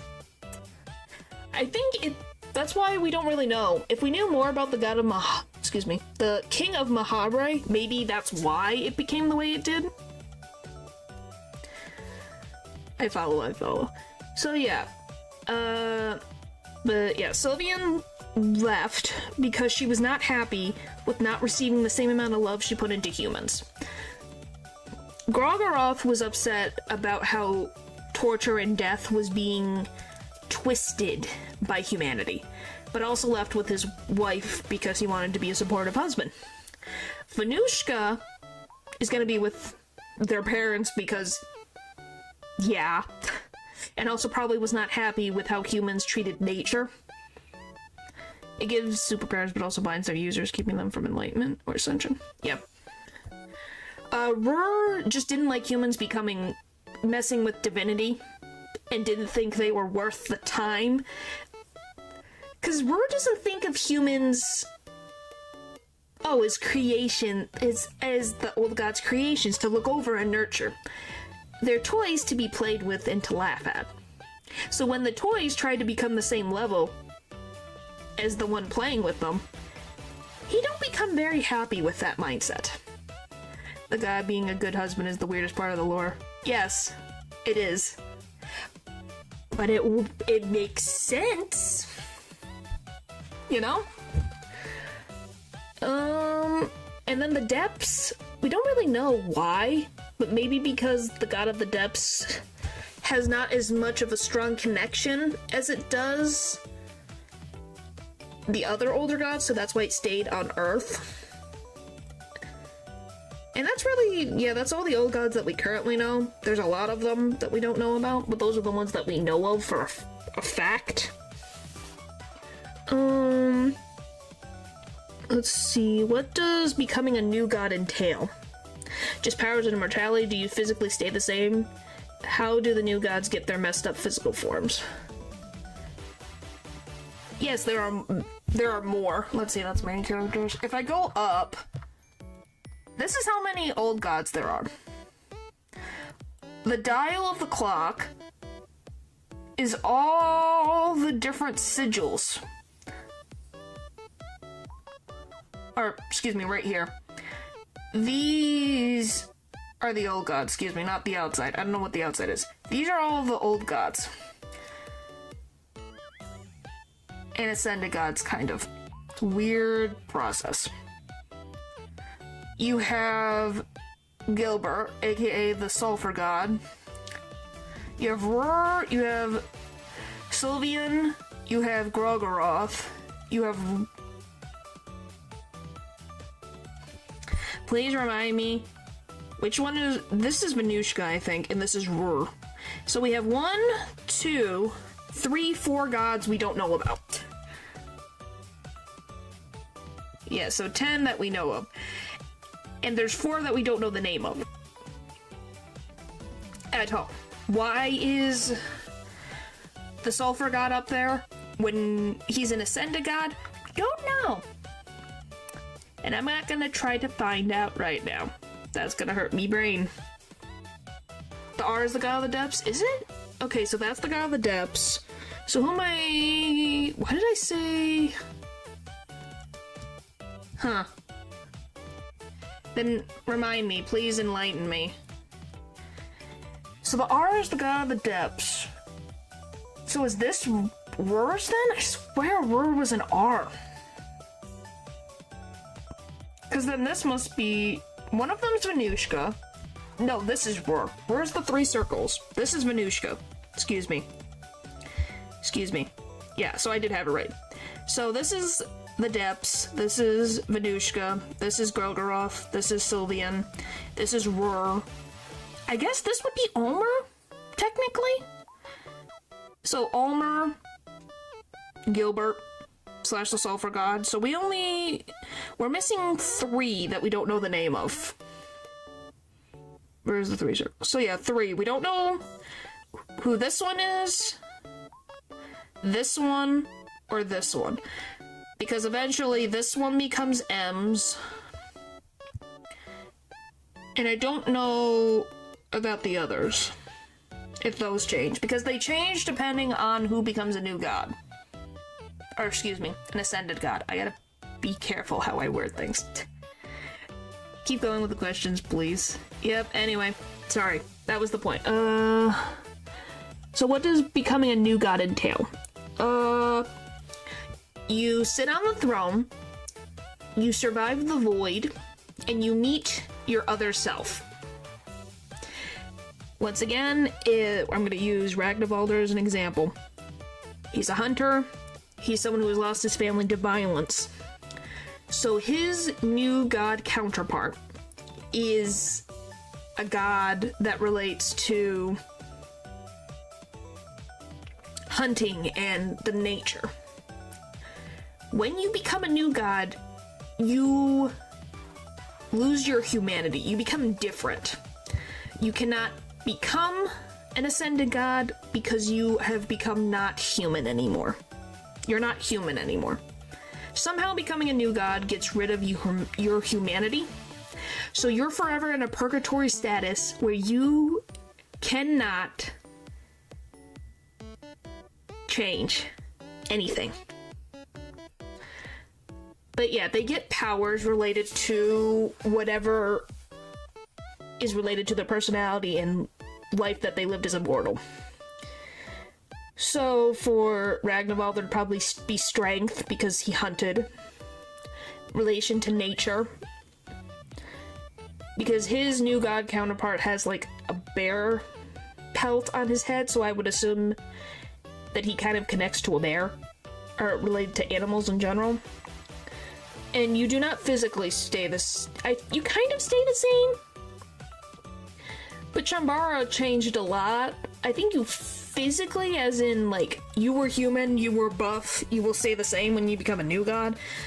But typically, how you look depends on what type of new god you end up becoming. And you are doomed to be unknown by the next generation of new gods and forgotten. Yep, there's the other one.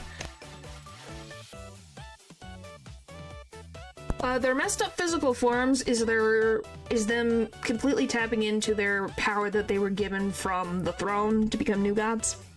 So seeing Voltail become literally a brain, a floating head, that is what he wanted to be. Someone with knowledge, knowing everything. And now he does. And now he's forever tortured with the fact that he cannot change anything, no matter how much knowledge he has. So if becoming a new god is a shortcut, is there an organic way to become a god? Ascending. You ascend. Ulmer, Pesto, and Gilbert, aka the Sulfur God.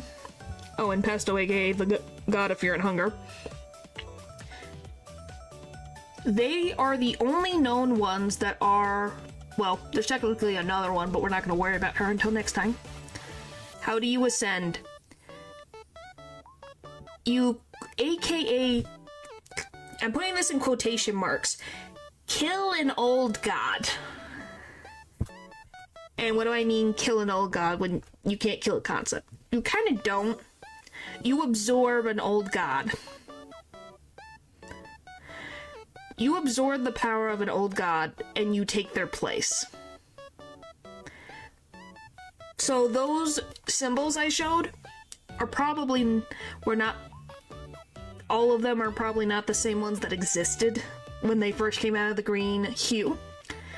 They get absorbed by someone else, so Pesto and Ulmer absorbed an old god and became ascended gods. So they ascended to god status by taking it from something else.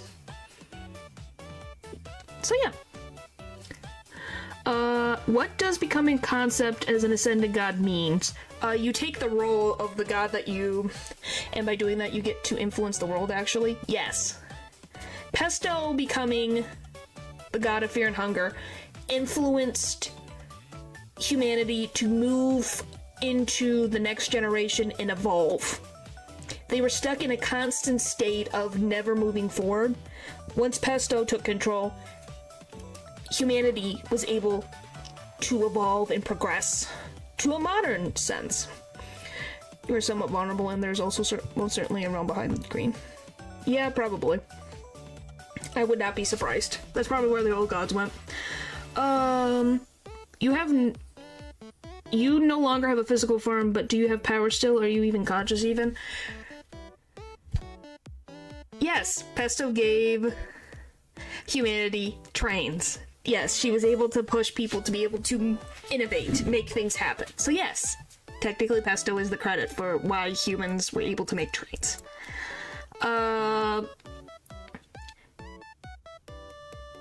You have power. Like I said, Pesto's influence over rats and insects exists.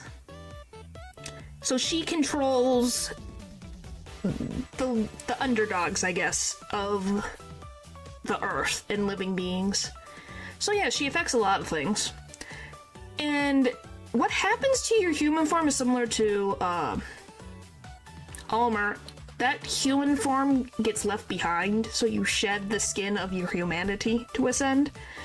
And consciousness, I think she is conscious, because she's able to remember the player helping her make it to this point to ascend. So yes, but maybe not in the same way that she was when she was a human, if that makes sense. Alright, what is divinity? You cannot die, and you can watch over everything, and you know everything, and you can affect everything as you wish.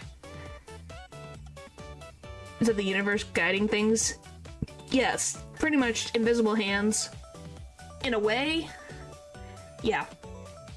I think that makes sense. Where is Vinland supposed to be in the world? Europe, the Americas? I think Vinland's the US. I'm pretty sure it's supposed to be the US. Because Europe is Europa.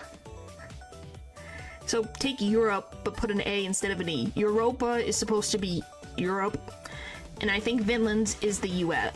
Excuse me, not the US, just the US, but the Americas in general. I don't know if that includes South America. I don't know if it's just North America is Vinland or not. Or if that includes Central America. But I know at least North America is Vinland. I don't know if all of it is Vinland. If that makes sense. Hopefully that makes sense. But I know I'm pretty sure it is supposed to be. Oh, literally like in Vinland Saga. Yes. Finland IRL was Canada. And Europa is Latin. Alright, I gotta take a quick break and then we'll go into the main characters, okay? So I will be back in just a second.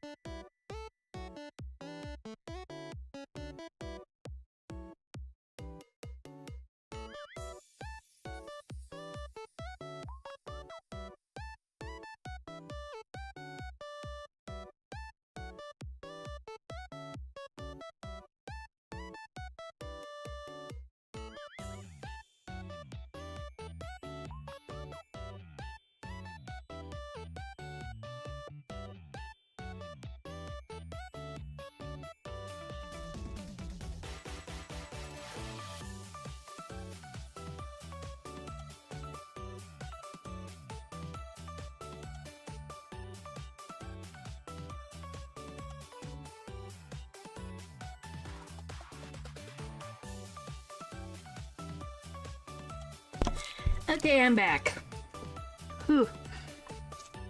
Alright. Time to get into the main characters.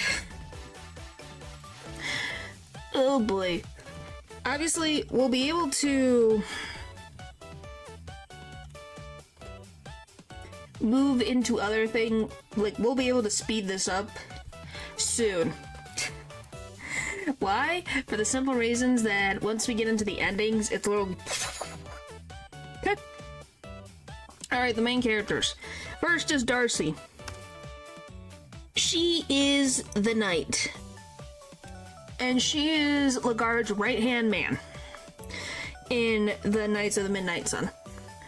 She was born into a wealthy family in the Kingdom of Rondon, typically a family of a bunch of successful knights.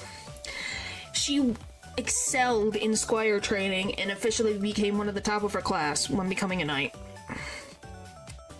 And she faithfully served the Kingdom of Rondon.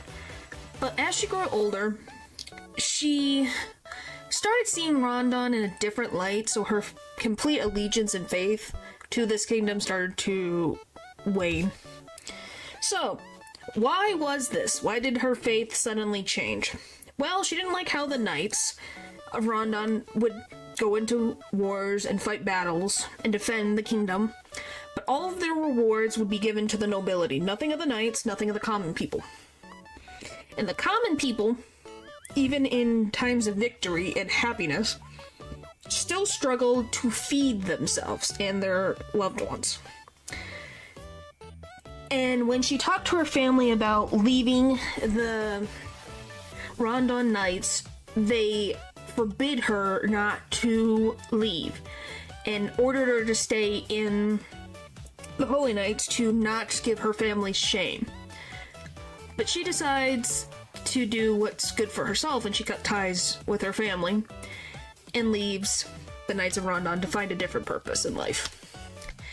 At some point, she ends up meeting Lagarde for the first time, and they start talking, and they end up having a lot in common, especially about how they don't particularly like the higher class of Rondon and how they act around the common people.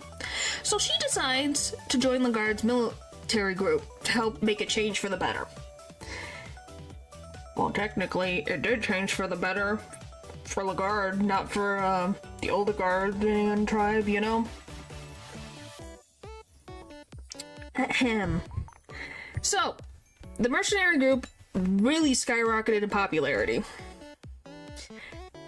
And rumor of Lagarde's success in battles and getting the people to listen to him, Nelvian was heard about him, and she decided to visit this captain of the Midnight Sun in his sleep, and she ends up getting pregnant with his child. He does not know this. He thought probably it was just a dream. And for some reason, from that point forward, he suddenly is distancing himself from others. He doesn't really talk to the people as much as he used to. And he becomes obsessed with reading ancient texts and the occult. He does not interact with everyone. He tells them to leave him alone. And he ends up prioritizing missions that gave him ancient relics and artifacts. Who got pregnant with who? So Lagarde ended up sleeping with Nilvin, the Endless One, aka a new god. She got pregnant with his child, aka Pestos / the girl, in his sleep.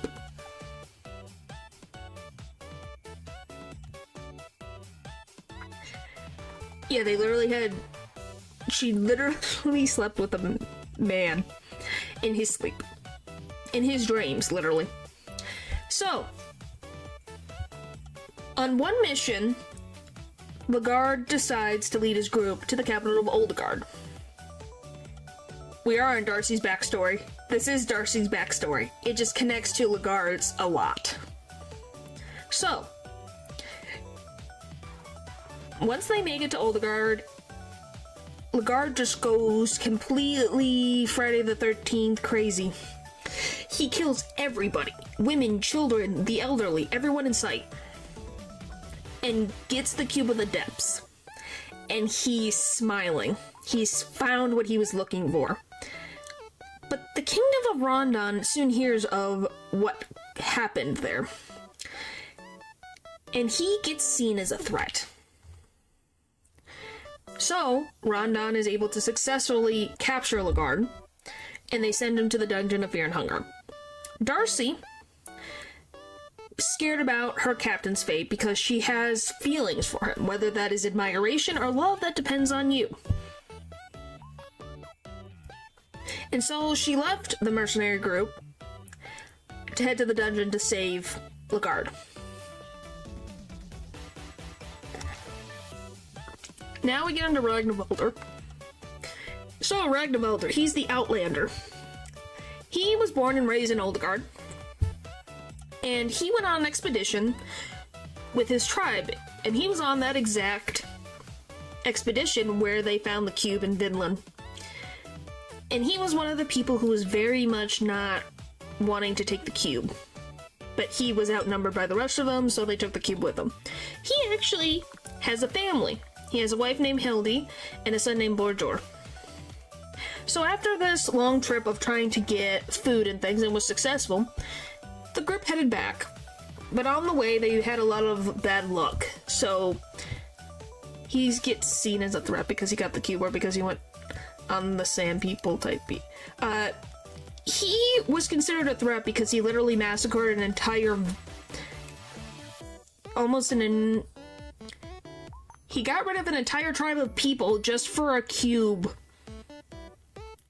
And went after innocent people that didn't do anything to him. So he was seen as a threat that he would attack anyone. Yes. So, he returns from the expedition as one of the only ones alive.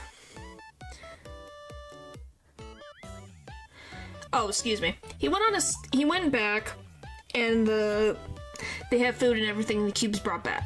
He goes out one day to go hunting. He's just a man trying to go home, even after all those years away from what he known. Yep. So, one day, he decides to go out hunting. And he comes back and finds everyone in his entire village is gone. They're slain. They're dead. His wife and child are gone. Gone as in they do not exist anymore. I don't know what song that is supposed to be, though. And so Ragnvaldr ends up finding a survivor that's barely hanging on to life. And the man tells him who did this. And it was the leader of the Knights of the Midnight Sun. He tells Ragnvaldr that the cube was taken away. And that the man who was the leader was named Lagarde, and he was taken to the Dungeons of Fear and Hunger. And sadly, this man dies of his injuries not that long later. So Ragnvaldr, barely able to contain his rage, runs off to the dungeon to get revenge on the man who took everything away from him. Next we have Kahara. So he was born in the Kingdom of Eastern Sanctuaries. He grew up on the streets with no parents. He was allegedly abandoned on the streets by his parents because they didn't want him. At least that's what he was told. And when he grew a little bit older, he joined mercenary groups from time to time to be able to make ends meet. And at some point, he settles in the Kingdom of Rondon as his permanent place of living. And when he gets to Rondon, he meets and befriends a woman of the night named Celeste. They become very quick friends, and then they end up becoming romantically involved. And the thing is that I do not know if the baby that Celeste is pregnant with is Kahara's, or if it's a different client's, but she's pregnant. Nonetheless, she gets pregnant at some point. But she is not able to stop working because she is in a contract that forces her to work. to pay off a debt. So, the brothel that she works at makes her work, even while heavily pregnant. So Kahara, obviously caring for Celeste, doesn't want her to do this anymore. So he decides to take up the mantle and take care of Celeste and her child. He wants to go make enough money, and then they can go live together happily ever after. And he decides to take a commission, and it's a commission with a rescue. I'm not even gonna worry about it anymore. I'm not going to worry.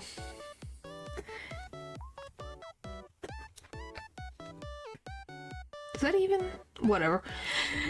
Anyway, so he takes a commission that has a big amount of money, and all it is to rescue Lagarde from the dungeons of fear and hunger. So he decides to take up that commission.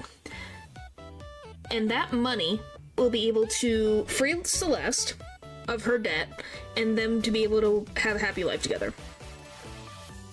You roast too much this time. Ha ha ha, so funny. I think my brain just fried sometimes. So, Celeste tells Kahara to just come back safely. That's all she asks, and he promises. And he heads out to the dungeon. Last but not least is Anki. He was born in the kingdom of Europa, and he was born with a twin sister, who is either dead or alive, depending on which events that are... we don't know which happened. She's either alive or dead.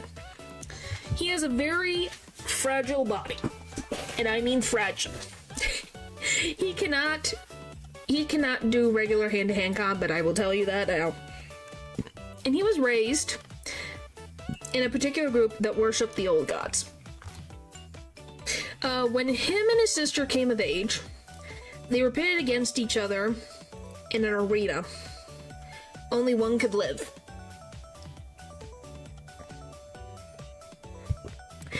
And because of his frail body, he gets overpowered by his sister easily.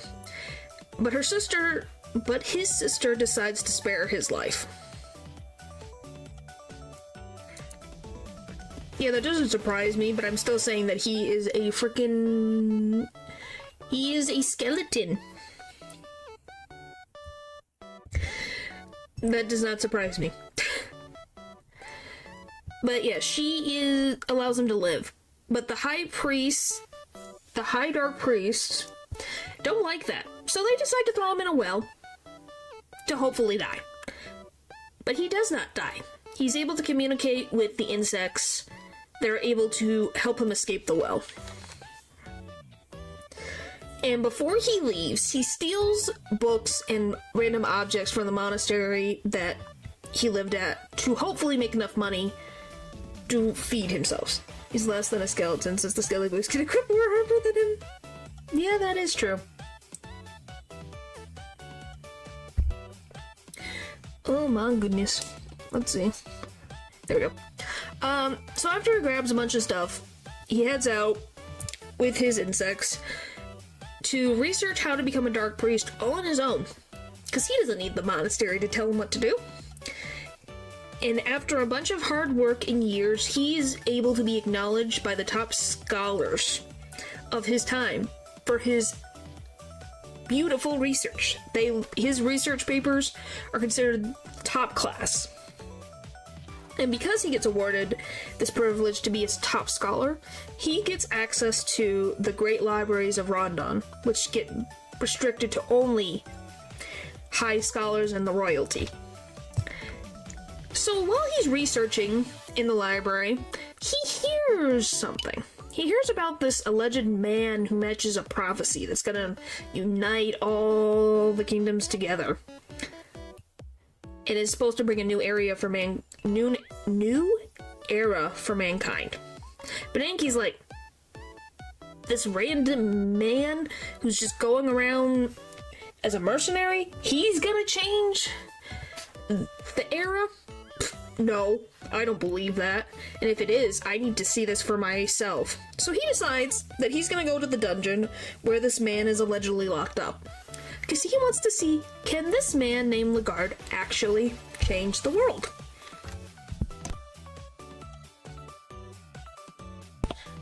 Alright, now we got the residents of the dungeon. So you remembered you said the Iron Shakespeare, right? He's later. He's not in this one, but he is a resident of the dungeon. So these are the residents. Ones that were considered important enough for me to mention. You have the Hall of the Gods / the Great Hall. Now what is that? It's a space. And I mean it's a space. We don't know where it is. I'm assuming it's one of the many realms that exist in this game's universe. It's a place where new gods, after they have lost relevance in the eyes of the world, get sent to. And all they can do is observe the world and what goes on. They can't affect it at all. But if someone is somehow able to enter their realm for a small amount of time, they'll answer 3 questions. Because they get to see everything. They just can't affect what's going on. Then we have Torture. Oh, poor Torture. He did not always look like this, nor was he always a crazy sadistic man. He actually was a famous knight of Rondon in the Vatican. He was a holy knight.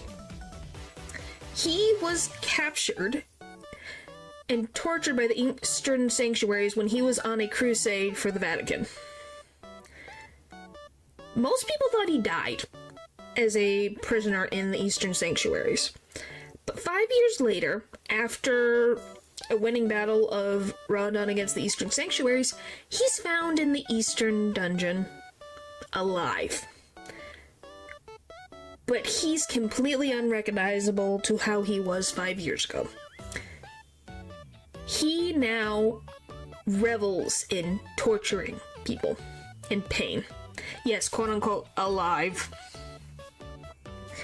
And his new occupation is working as the Fear and Hunger dungeon torturer. Because he's able to fulfill his new ambitions, I guess. So, now we have the Lady of the Moon. She's a servant of Rur, the trickster moon god. She is also born from the green hue, which is very interesting. But she's not a god. I don't know if Rur just plucked her out from the green hue and made her. I don't really know. But she only communicates through telepathy. She cannot physically speak. And she disagrees that humanity should have the same rights as the old gods. As you can see, she thinks the same as her creator. But she will help anyone for a price. And that price is the life of Pesto, aka the girl. Then we have everyone's favorite, Pocket Cat. He was also created by Rur, and his job is to capture children. Like, he actively goes out into the world and captures children with potential to become ascended gods. How he knows this? I don't know.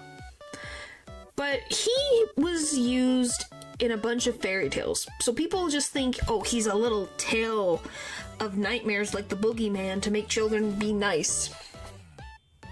But he's actually real. And there is a theory that he was a figment of Rur's imagination made into reality. The same thing as the Lady of the Moon. So somehow, Rur made these beings into being from his own dreams. Oh boy. But yeah, he is also the cause of Rondon's massive missing children's case ever recorded in their history. Like the Skin Granny, right? Right? I would hope so. But Termino makes that not seem to be true. He will trade. He is someone who will trade for really good items. But he will only trade them if you give him children of potential. We got the Human Hydra. This Human Hydra was made from knights that worked in the dungeons of Fear and Hunger. Once the darkness from Mahabre leaked up to the top of the dungeon, they got scared because they were seeing their companions and the prisoners turn into monsters, that they did not want to turn into that. Final formula now? Maybe. So they decided to make a marriage of the flesh. Which, to explain the marriage of the flesh, you put in a circle of the old gods, you put Sylvian's sigil on it, and you do an act of love. How you read that, I'm not going to say it, but yeah, you do an act of love, and you fuse together as one, literally one entity. And that's what they became. They cannot attack or hurt anybody as long as you're not within their reach. And they can only hurl insults. They literally will just insult you and hope that you go away. But they will eat anything that they can get their hands on because they cannot move. So yeah, what a fate. They went from one horrible fate to the next. Woohoo! Next is the Assassin Spectre. This man is from the Far East. We don't know specifically where, but it's apparently even further east than the Eastern Sanctuaries.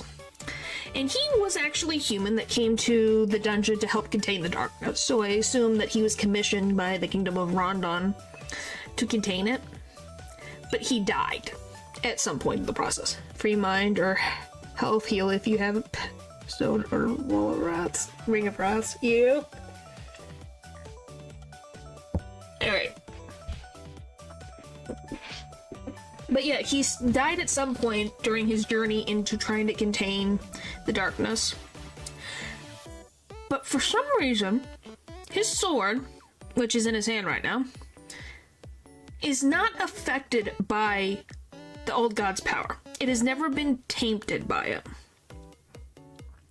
And from sheer will of his soul, he can manifest himself as a ghost attached to the sword. And he will attack anybody that moves his sword from where it lays. He will only leave the sword if someone is able to prove that they are worthy of wielding his weapon. Alright, the old knight. This guy was like the other knights from the Human Hydra. He was just a guy that lived in the dungeon. And he was one of the people who descended down into the darkness to try to contain it with Raymer. At one point... How the frick... I'm not worrying about it right now. Going. At some point he gets in a very difficult situation, and Nosramus is able to save him. So, that knight decides to dedicate his entire life to protecting Nosramus. And this old knight ends up dying, probably from illness or old age, but he haunts his armor and continues in the afterlife to protect Nosramus and his possessions. So his spirit will literally manifest to help his body in combat against anyone that comes near Nosramus or has any harm. In my existence, hardest fight for Yes, I dig it, if I'm honest. Yeah. Well, now you know why. It's everyone's favorite child. Besides Pesto, it's Moonless. Because, of course, I had to put Moonless in here. So she's a wolf that was mutated by the power of the old gods leaking out into the dungeon. She was seen as the most powerful in her pack. But because she was the most powerful, her pack actually despised her and expelled her from their group. So she became a lone wolf. So she wanders the caves underneath the dungeon to try to scavenge for food. So she'll eat anything with food that she can get her hands on. Her paws on, actually. And as someone is a being that is very initially aggressive to anything that comes near her, but can be befriended if you give her food. She becomes very loyal to you.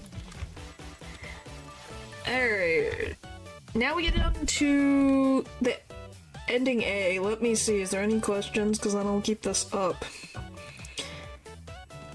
Any? Nope. Perfect. Alright, we can get into ending A, because golly gee willikers, Batman.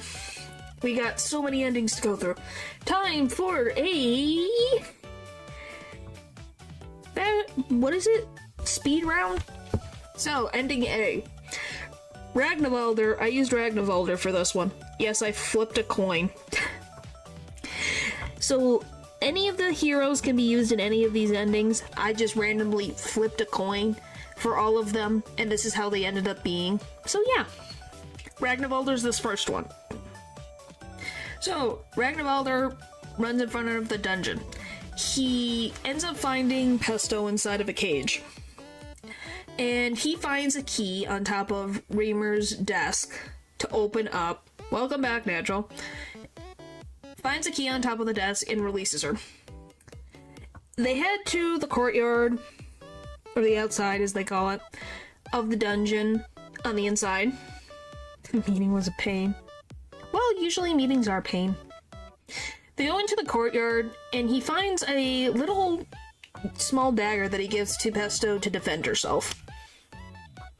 So, they end up going to the prison cells on the lower floor, and he ends up finding a doll, which he ends up giving to Pesto, which also makes her very happy. So, the two of them find an explosive vial, and breaks the... we're in ending A right now. It breaks the rubble in the courtyard that was blocking a path, and they go inside the thicket.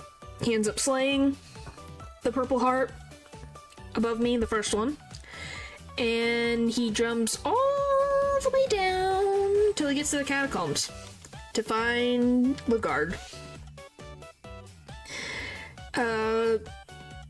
Ragnvalder stabs the second purple heart that he sees, and they make it down to the mines.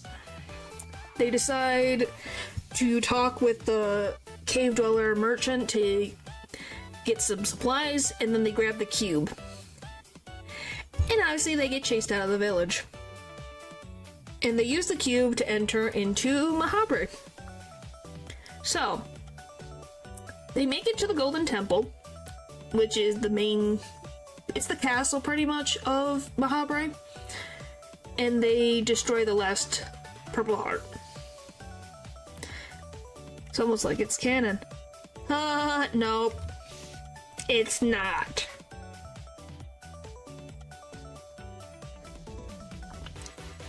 And they destroy the last heart that's where the golden throne is supposed to be.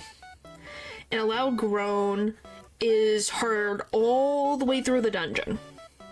So they end up going back to the cave dweller's village, and they find that the entity that was next to the Cube of the Depths is actually the god of the depths. And their mouth has been opened.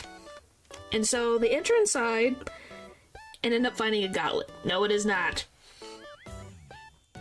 And they travel through this very difficult fight into the belly of the depths and end up on top of a pile of corpses. And the darkness inside of the god of the depths gets absorbed into Pesto, and she ascends to god status and becomes the god of fear and hunger. And Ragnvalder gets crushed by the overwhelming power of Pesto's ascension to godhood. So that's ending A. Ending B. I told you we were gonna get through this a lot faster than the rest. Trust me, once we get to Ragnvalder's, we're gonna be slowing down. So that's how you become a god. That's how she becomes a god. Alright, ending B. This is Kahara. So, Kahara, instead of going through the main entrance, he goes through the side entrance to the left. And he avoids these stupid things that are called Maybuzz. Or Mean Buzz? However you want to call them. And he meets Sarah Seymour. And he asks if he's alright. and he accepts this swordman's request to find his companions that he's lost inside the dungeon. And so, after going through and avoiding the Iron Shakespeare, he enters the prison and goes through a giant blood pit. It ends up back at the main area of the dungeon. He ends up finding Torturer. Oh wait, I don't have anyone to bring, never mind. He heads up to the main stairs where the top prison cells are, and he finds Torturer. And ends up defeating him because he comes at him with a knife. He ends up hearing someone shaking, so he checks one of the nearby cells, and there is Buckman, who is known as the Cowardly Prince. So, the man introduces himself, and they find out that he is a prince, and he's terrified of Torturer. And then once he hears that Torturer is dead, he's like, oh, thank freaking goodness he's gone. You're an old god, can I use you to ascend? I am not an old god, and no. So, the thief asks, hey, do you want to come along with me? I'm trying to go down to the bottom of the dungeon. He's like, no, I'm too scared. I'm gonna wait in my cell a little longer. There's some crazy things in this place. But then, somehow, Kara realizes, oh, you're part of Sir Seymour's group, right? How do you know that name? And he ends up telling the prince that he knows about where Sir Seymour is located. So Buckman, hearing this news, that one of his party members is alive, runs at full top speed to meet up with Sayre. And when Kahara goes up to Sayre to say that he found Buckman, who obviously is there, he gets some gold, which, is very helpful. And they ask him to keep finding the party members. So he returns to the prison and pulls a lever to get an elevator to take him down to the mine, to the caves. Small run to ascend? No, I did not. So, once he gets down into the caves, he crosses the only bridge that he sees. And he ends up meeting a mutated wolf. And after he offers up some food, she decides to follow him. And he decides to name her Moonless. Oh, you love the censorships? Yeah, they're great. Because I would have to go through my files to try to frickin' go through everything. But yes, everyone will be clothed because I don't want YouTube to be mad at me. So, now that Moonless is following Kahara around, they end up going to the Cave Dweller village. And they come across a knight being attacked by a cave dweller. So, they fight the cave dweller and save her. And she introduces herself as Darcy, and she decides to follow along with them because she's very scared of the cave dwellers and doesn't want to be alone. We're witness for this. Thank you for your sacrifice. Well, thank you. And they're able to avoid the attacking cave dwellers to get the cube. And then they go all the way back up to the top of the dungeon to go into the courtyard. They explode a hole in the courtyard to get down to the thicket.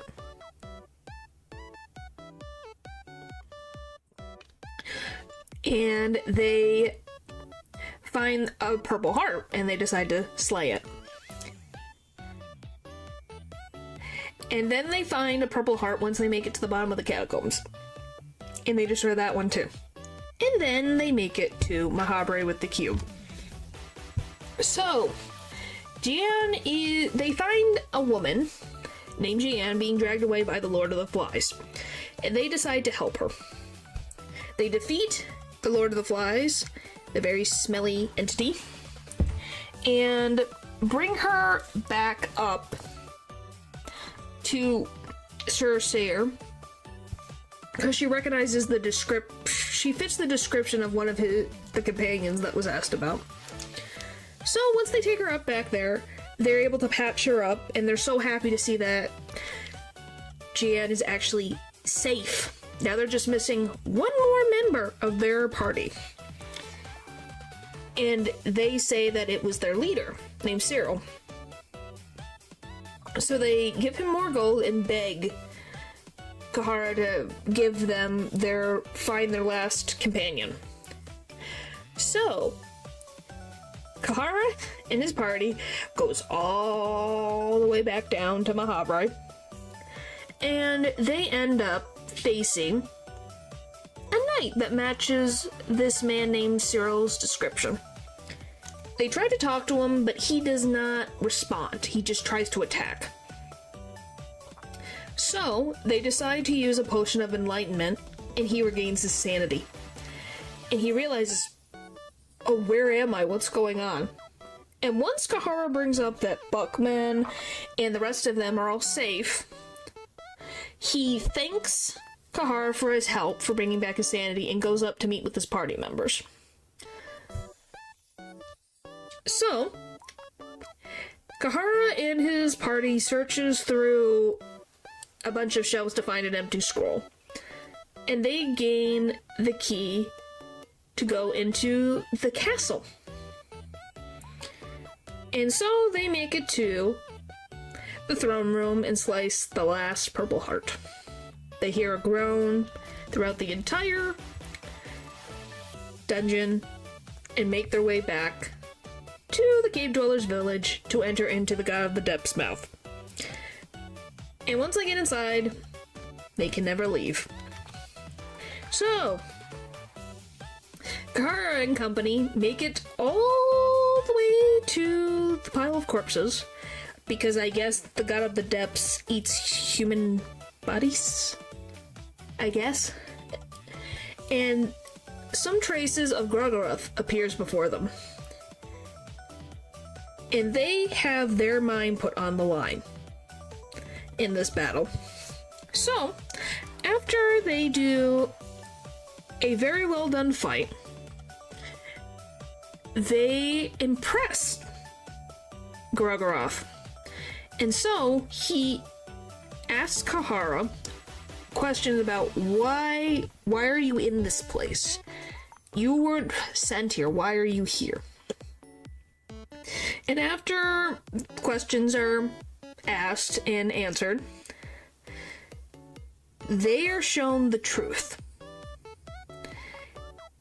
And they are never seen again. Now we go on to Ending C and Ending C2. Because we all love Ending C, right, guys? Don't we all love Ending C? Yay! I told you I would be able to speedrun these. So, Darcy, she goes into the dungeon now, and she finds a paper called The Creation of Life 2. And she's able to look through the rest of the bookshelves and finds 2 more pages to complete this interesting read. So now she has a full set of The Creation of Life 2. Torturer attacks Darcy, but she's able to win. And she decides that she's a little too injured to go on by herself, so she remembers the book and uses the spell. So she inserts her blood into the corpse of Torturer and says the spell. And a great baby pops out of the pile of flesh. So, she decides to take the baby with her. And she makes it to the prison, flips the lever, goes down into the caves, and goes to the cave dweller village. Yay. I tried to get as many unique events as possible, man. So,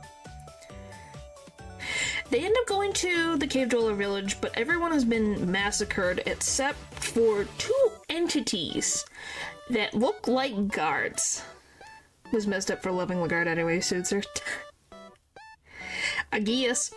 So, they're able to outrun the monsters and get into the chief of the cave dwellers village to get the cube.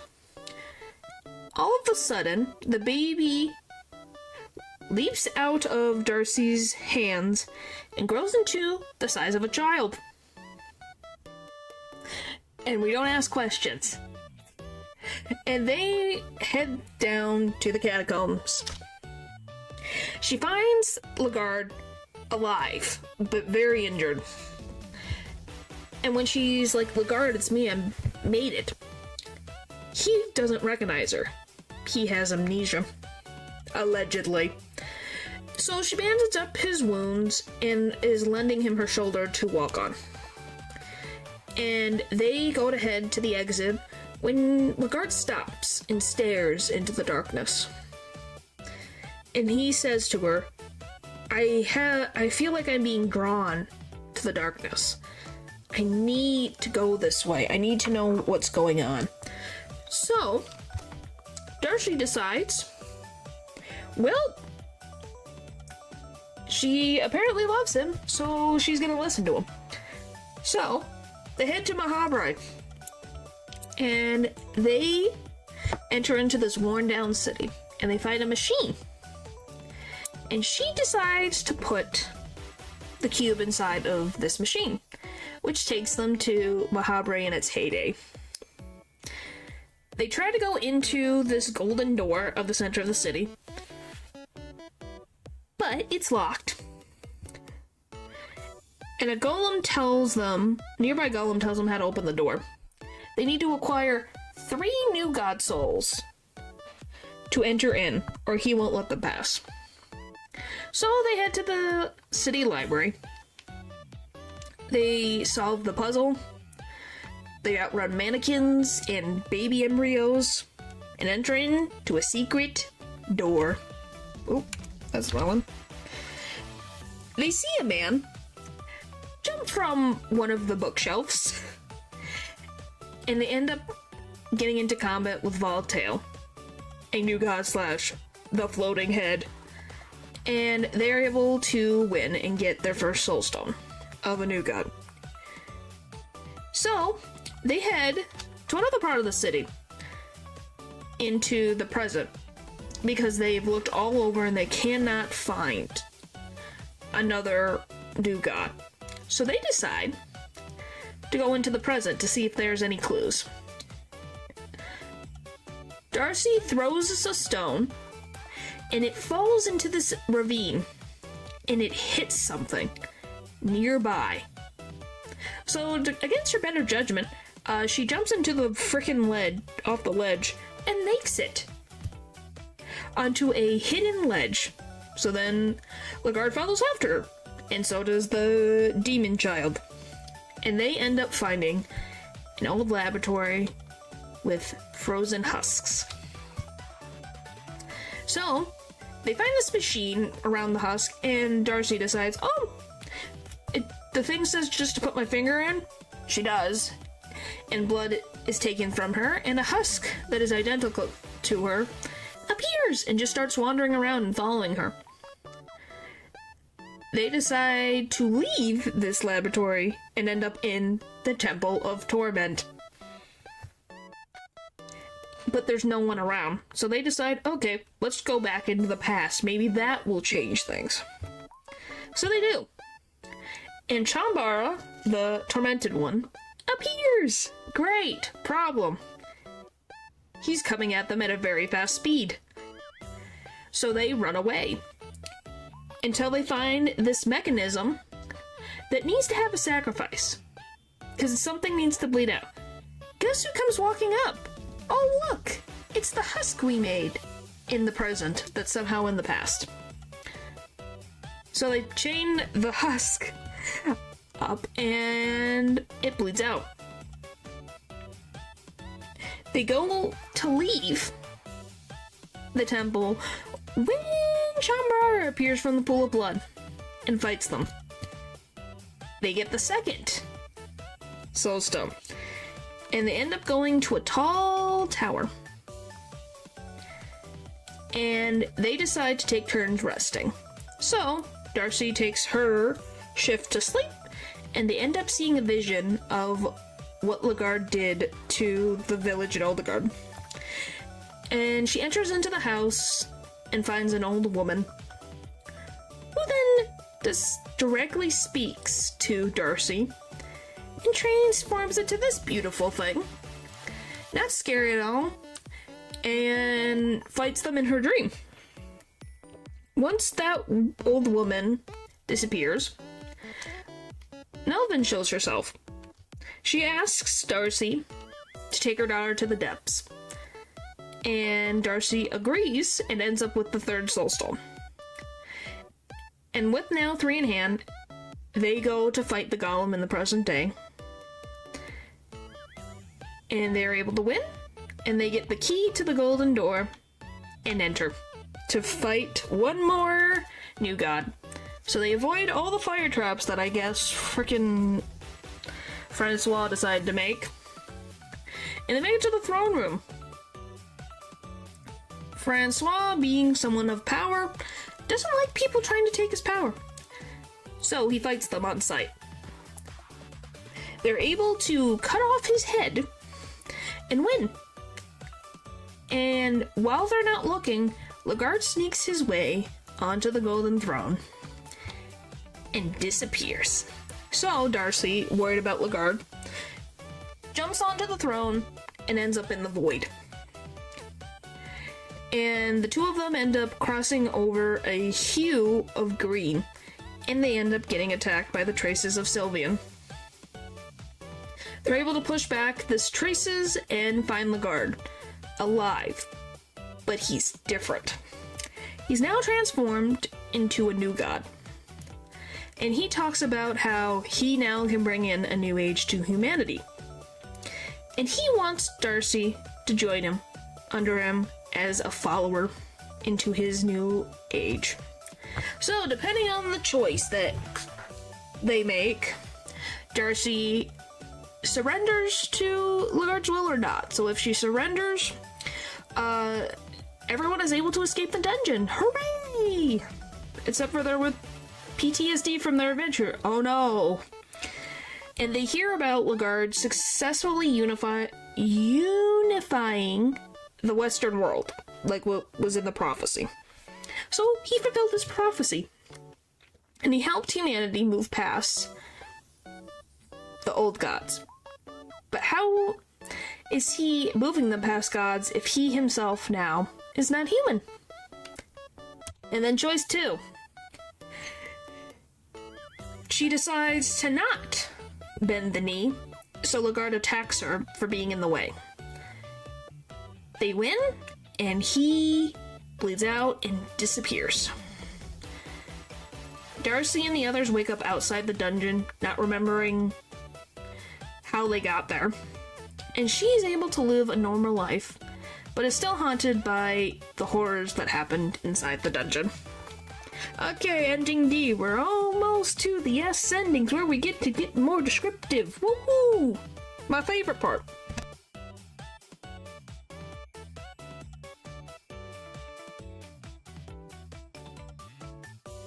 We just gotta get through ending D and ending E.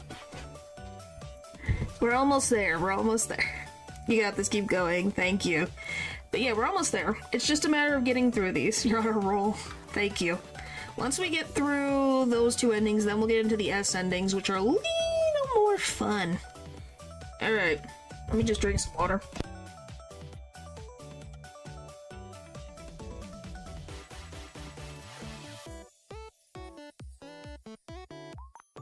Okay, ending D. It's Anki. I was like, I think it's Anki. I got everyone else but Anki. So, Anki. He goes in the side entrance. He uses his necromancy because he cannot use a sword to save his life. And revives a skeleton and names it Ultra Boy. Why Ultra Boy? First name that came to mind. Because an entity from somewhere off in the back of his mind says, name the skeleton Ultra Boy. So he does. So, they wander the dungeons until they get to the prison cells. And he has the skeleton defeat, and then he resurrects the ghoul and names it Bob. Also, the voice in his head told him to name him that. So, they're able to find a book in one of the bookshelves, called Loving Whispers. Yes, Bob. And he's able to learn the spell and heal the wounds of Bob and Ultra Boy. And they're able to make it through this metal gate that was blocking a staircase down further into the depths. And once they get down into the mines and avoid all the ghosts, they use an explosive vial to get rid of the debris to find the cave dwellers' village. Yes, you're welcome. First names that came to mind, I'm gonna be very honest with you. So, they try to enter the cave dweller. They try to talk with the cave dweller seller, they get items. They get to the chief, they get the cube, and then they escape. And they end up meeting with a yellow mage. And this yellow mage is asked by Anki, who likes to know knowledge, to know about the secrets of the dungeon. And this yellow mage decides to give him an eclipse talisman so that he can summon the yellow mage's quote-unquote master to know more of the secrets of the dungeon. So, they head to the blood pit and they use the talisman. And they search around in the blood pit, and they find a floating head, who's very not happy to be woken up from his sleep. So, Najra cusses them out for waking him up, and he summons a giant monster to come and kill them. But Inky shows the talisman and says that he wants to know more about what's going on in this dungeon, what's going on in the world, what are these higher beings and things going on. So Najra, amused, decides to join the party with one goal in mind: to kill the other new gods that annoyed him. So, the group makes their way down the stairs, goes into Mahabre, and they go up to the tower, defeat the granny, and get a soul stone. They go to the ravine and go into the hidden laboratory. Najra decides to use the husk making machine to make a husk of himself, because he wants to find the perfect body for himself. So he attaches to this new husk body, but finds that it's not perfect and up to his standards. So he decides to burn the husk to ashes. Now, once Anki puts his own blood into the machine, he gets a husk, they put it on the machine, they make blood, Chabara comes, they defeat him, another soul stone. And then Najra decides to lead them to the last one, which is in the library. They solve the hidden puzzle, they find Voltail, and they defeat Voltail. Najra, obviously he likes to cuss out the new gods, but he decides to make a claim that Voltail was someone who liked children, but does not prove these claims.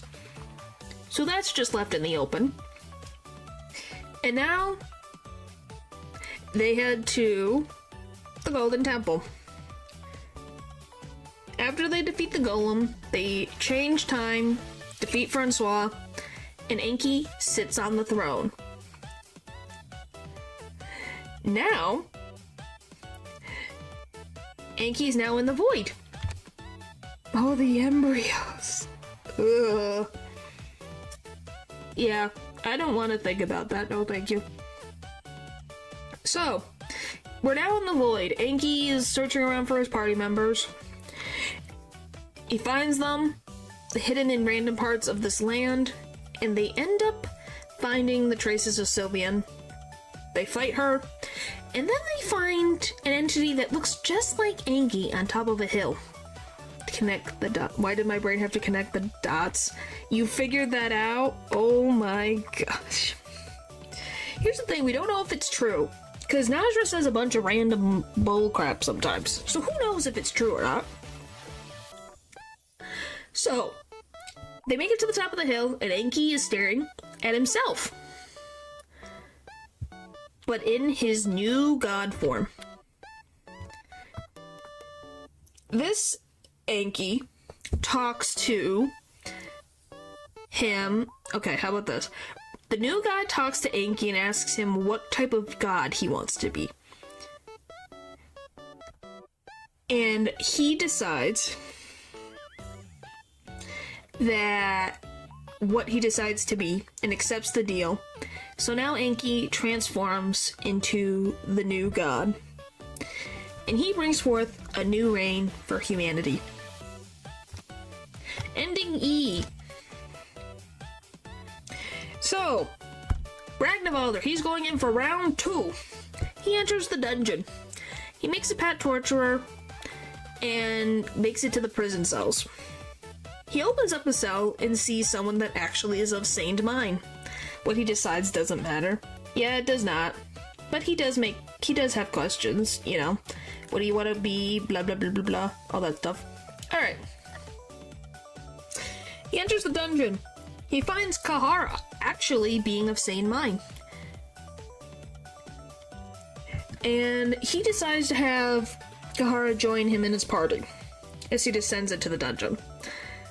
So, they leave the prison, and when Ragnvaldr turns around, when he out of the prison cells, Kahara's gone and has taken some of Ragnvaldr's supplies with him.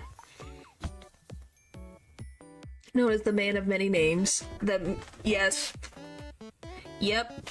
Never a dull moment with torture. Never a dull moment. So, now Ragnvaldr's upset because he let his trust down and Kahara took his stuff. So he decides to move forward because this dungeon is huge, maybe he'll meet him again. Uses a lever, makes it down into the caves. He goes into the caves, makes it to the mines, and he uses an explosive vial to get rid of some debris. And guess who he finds on the other side? It's Kahara! And Kahara goes, "Oh, hey, Ragnvaldr!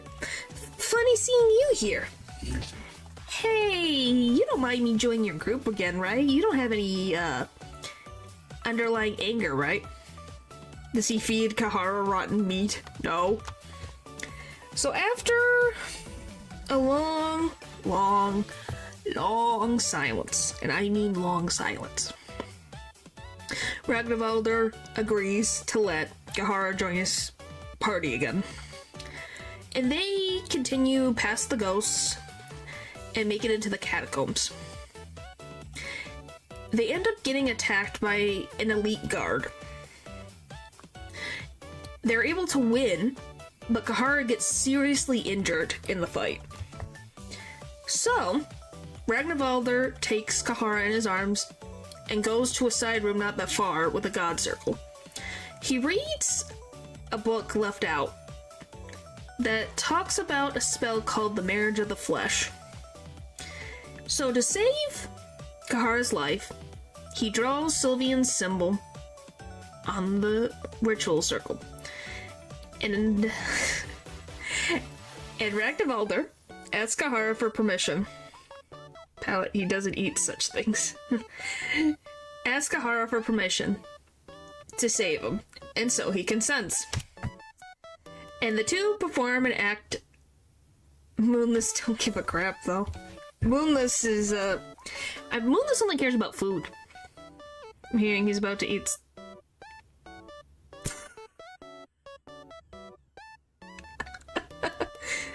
I told you, I tried to get as many events as possible as I can cram into this thing.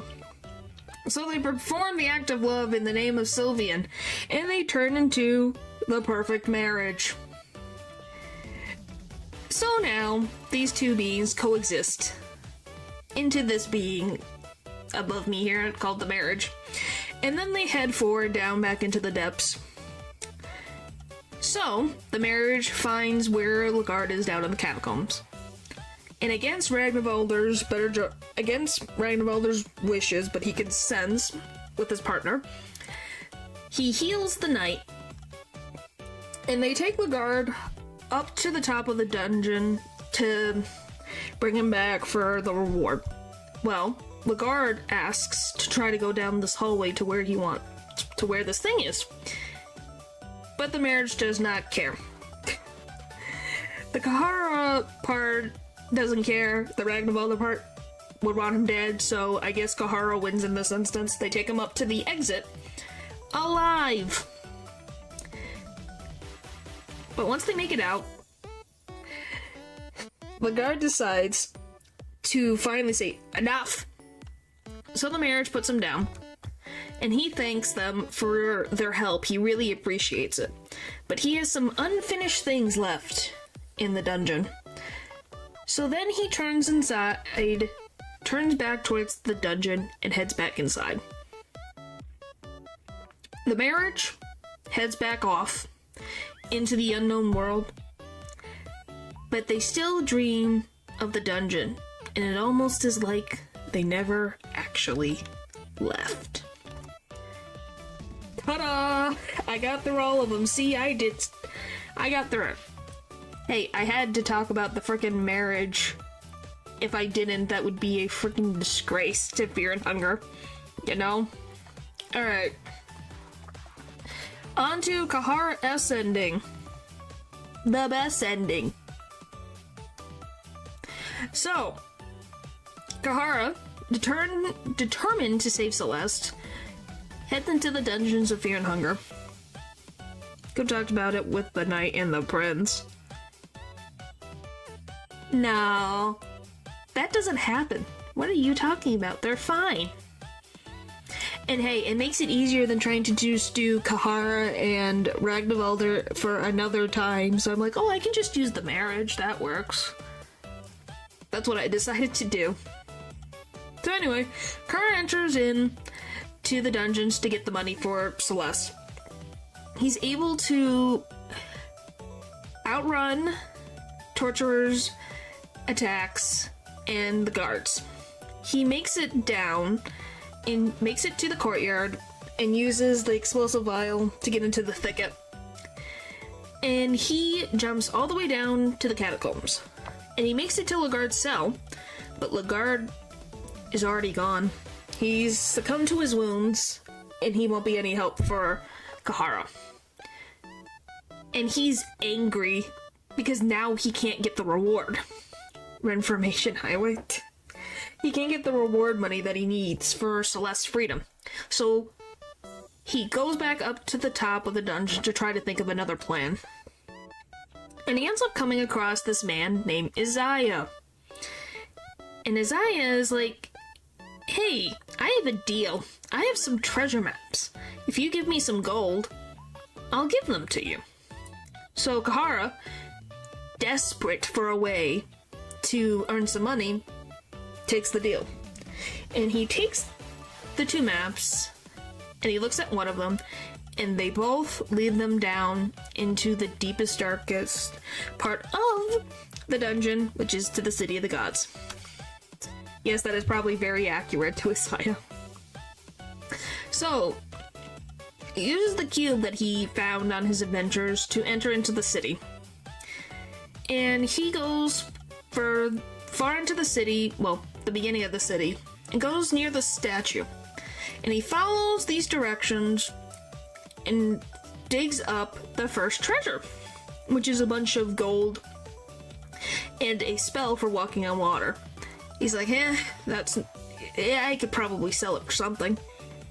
So then he looks at the next map, hoping that this will be better treasure. I'm gonna go pay 50 coins for no map in this economy. No.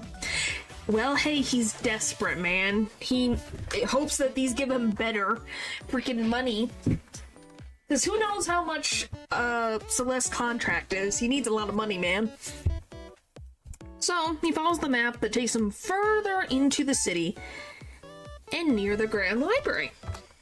So, he goes into the mini courtyard of the library and finds the spot, and he digs it up. It would steal them, to be honest. Yeah, they're accurate. Yeah, but I want to get into the whole thing, which I think is interesting. You know, this is just the way that I did it. But, yeah, once he digs up the treasure, which is a bunch of gold, he's like, finally, something. I might be able to make enough money to get Celeste out. I'll think about the rest of the money later. He hears footsteps. Bum, bum, bum, bum, coming up behind him. He turns around to face an enemy, and he sees Isaiah. And Isaiah's applauding him, saying, "Great job, I can't believe you did it." And he marvels at the fact that Mahabre is actually real, that these maps weren't just a freaking joke. But he's not interested in knowing more about this place. He's got a life to live, and he'd rather not try to find things that aren't meant for him. So, he draws his sword and attacks Kahara to try to take the treasure. Kahara obviously does not want to have these taken away. His whole goal, his whole mission, why he was here, he needs this money. And he's able to overpower Isaiah and kill him. And something rolls out of Isaiah's pocket. It's a third map for a treasure. So, Kahara follows it. Very difficult, to be honest. Yep, it is not difficult. So, he makes it closer to this tower, follows the map, and he faces an old door that is locked, and he can't open it. So he finds an old scroll and prays for the key. And Ulmer pops the key into his hands. So he opens the door and climbs down 2 sets of ladders, and I mean 2. And he finds the spot marked on the map, and he digs. Ulmer the best. Yep. He finds the spot, and he digs, and he finds the treasure. It's more gold in the crown of the King of Mahabre. He has more than enough money to save Celeste, and he's got enough money to make them have a comfortable life. So, not trying to be too greedy, he's got more than enough he needs. He runs to the surface from the ancient city. Doesn't let anything stop him. And he leaves the dungeon unscathed, physically, and makes it to Rondon safe and sound. He goes and sells the crown to the highest bidder. And he's able to make enough money to make Celeste be free. The 2 of them rise from being the lowest class in Rondon to nobles overnight. And they buy a manor to raise their child in. And Kahara is able to get back against the nobles who mistreated him, considered him worse than dirt, and is finally able to put them under his thumb and listen to what he has to say. But the dungeon has done its damage, as it does to so many. Yes, it is a canon ending. Don't even with me. It's canon. He's happy.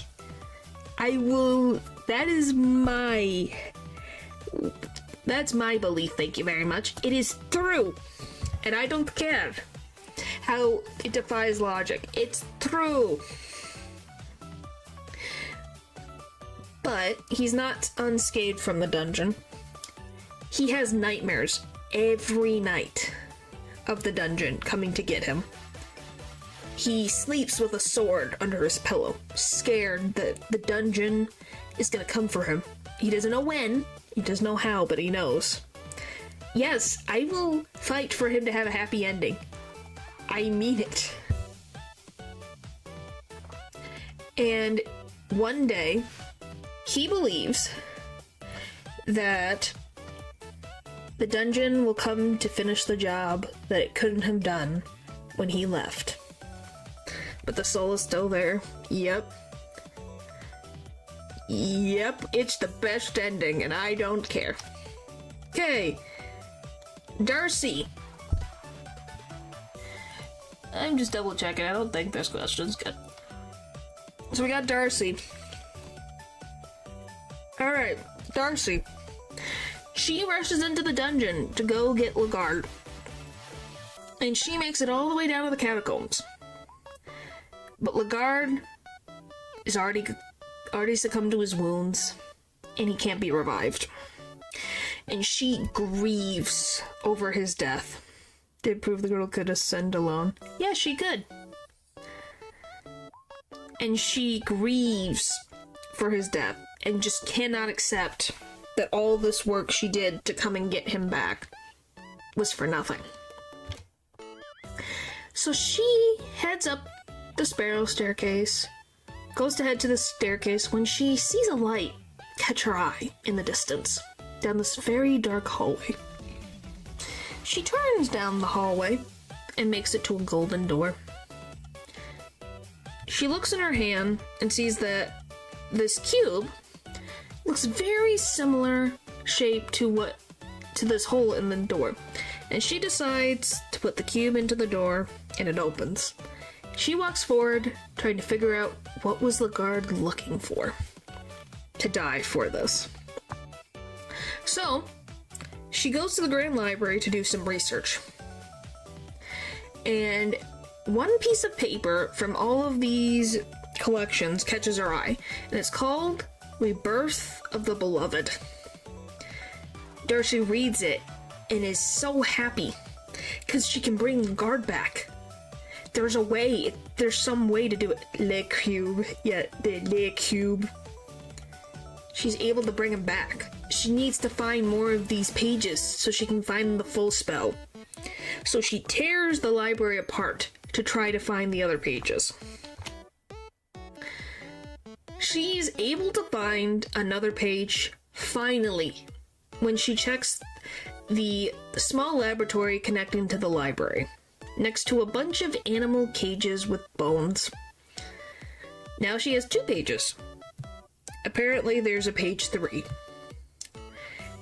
She is scouring the entire place of Mahabharata. There is nothing to be found.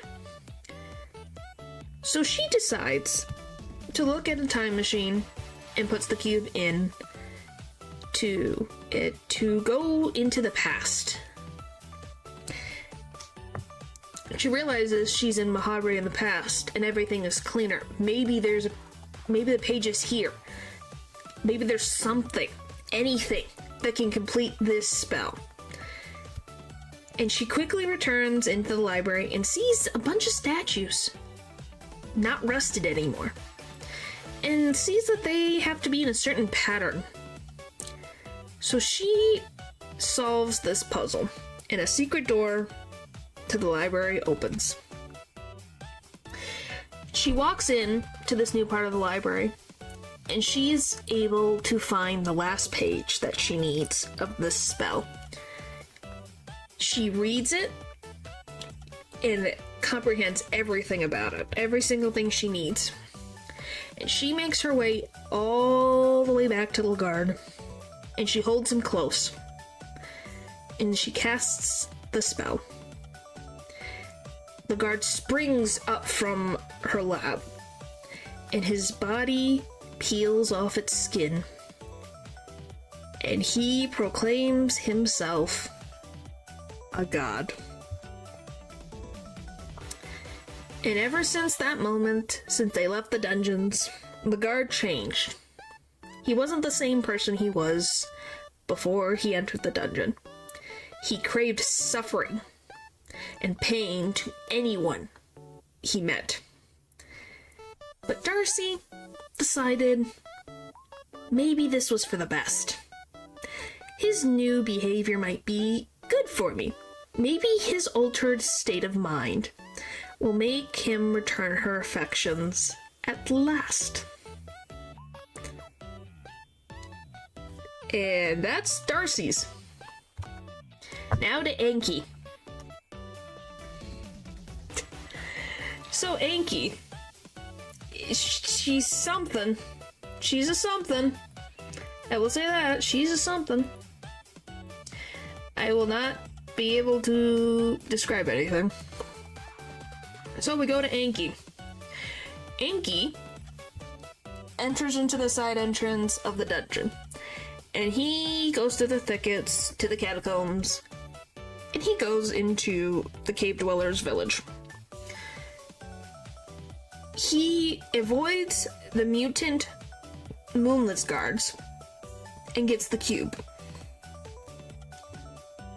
When they don't go, I guess.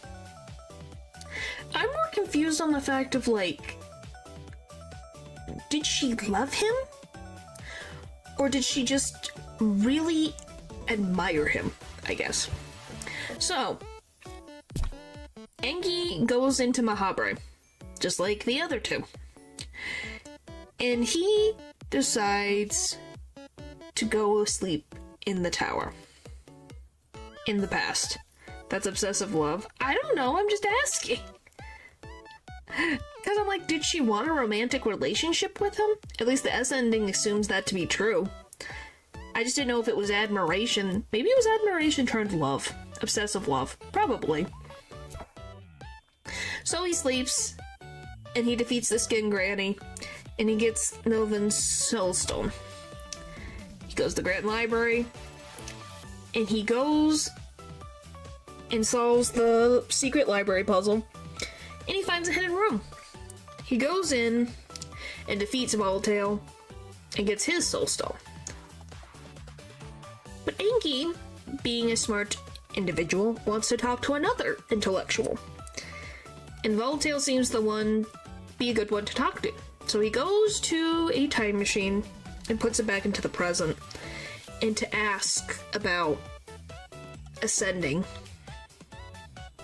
So, Voltail, just hanging out, talks about his regret ascending to new god status. He thought in being a new god, he could change the world for the better. But he learned that no new gods have ever actually made a change in the world. And he wished that he was like Nosramus and didn't take the deal. Enki, first time hearing Nosramus before, decides to find this alleged Nosramus. And he ends up meeting him in the caves. And is invited to go to this man's secret laboratory. So, he ends up going to the surface to get a map from Messiah. And he finds a buried treasure to get the spell Walk on Water. Because the way to get to Nosramus' freaking secret lab is to walk on water. So he learns the spell, goes back down into the mines, and makes it. He fights the salmon snake because it tried to eat them. Tried to eat him while he was walking. And he makes it to Nosramus' secret lab. By the way, avoiding lizardmen because apparently lizardmen really like Nosramus. And Nosramus is like, oh, hello. You actually accepted my invitation. And Enki decides to get right to the point and asks about Voltail and what he was talking about. So, Nosramus goes, oh, Voltail, oh, I remember him. We knew each other. So mistake is canon. Yeah. So, he's like, oh yeah. He explains, oh yeah, Voltail, how's he doing? I hope he's doing well. Enki explains, that Voltail is, hanging about. So Nosramus feels bad for his companion. And I want to say Nosramus. Do you know how many times I looked at the name Nosramus when making this thing? Too many times to count. And he feels bad for his friend's current situation. But he's like, oh, sorry for reminiscing of the past. And he meaning Enki, asks Nosramus, how do I get proper enlightenment? If not, sitting on the throne becoming a new god. Still achievement? Well, thank you. if becoming a new god is not the answer, how do I get enlightenment like you did? So, Nostradamus, they laugh, and decides, you're curious enough, and you seem to be reasonable enough. Here's a spirit anchor. Wear this around your neck and don't take it off for a single moment until you leave the dungeon. And says allegedly it will keep Anki grounded. So, when Anki asks, why are you helping me? You don't gain anything from this. Nostradamus laughs once more and says, I want to give the next generation a fighting chance. So, Anki leaves with the anchor around his neck. And he returns to Mahabre and uses an empty scroll to get the key to the Golden Temple and enters the building. And he faces Francois and slices him down. And he sits on the throne and goes into the void. And he ends up meeting his new god counterpart. And the new god tells him, you need to ascend. If you ascend, you get the knowledge. Quite easily, mind you. Yes. You need to ascend, then you can gain all the knowledge you want. Nothing will be out of your grasp if you become a new god.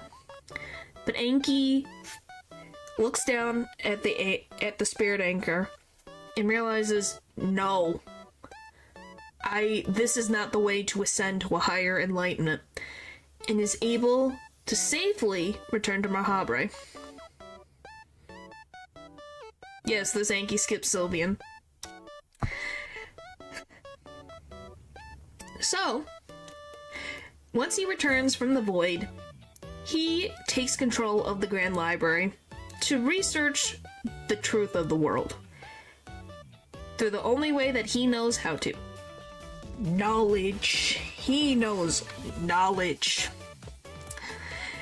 And not long after, Anki is able to successfully extend his lifespan beyond normal human means. And he finally found out what actually happened to the old gods. And he's like, I don't need to be a god to be enlightened. I found my own path. He was going to be the most powerful mortal to exist on his own terms. Last but not least, we have Ragnvaldr. So Ragnvaldr, he enters the dungeon. He makes he kills Torturer, makes it to the lowest level of the dungeon. And he makes it to the catacombs to finally find the person that caused him all this pain and suffering. But the guy is already dead. He's still mortal if he's undying with godlike powers. Well, I assume he died at some point in time. At least Terminator doesn't say he died. Well, I would assume he's dead. He just extended his lifespan beyond regular human lifespan of his time period.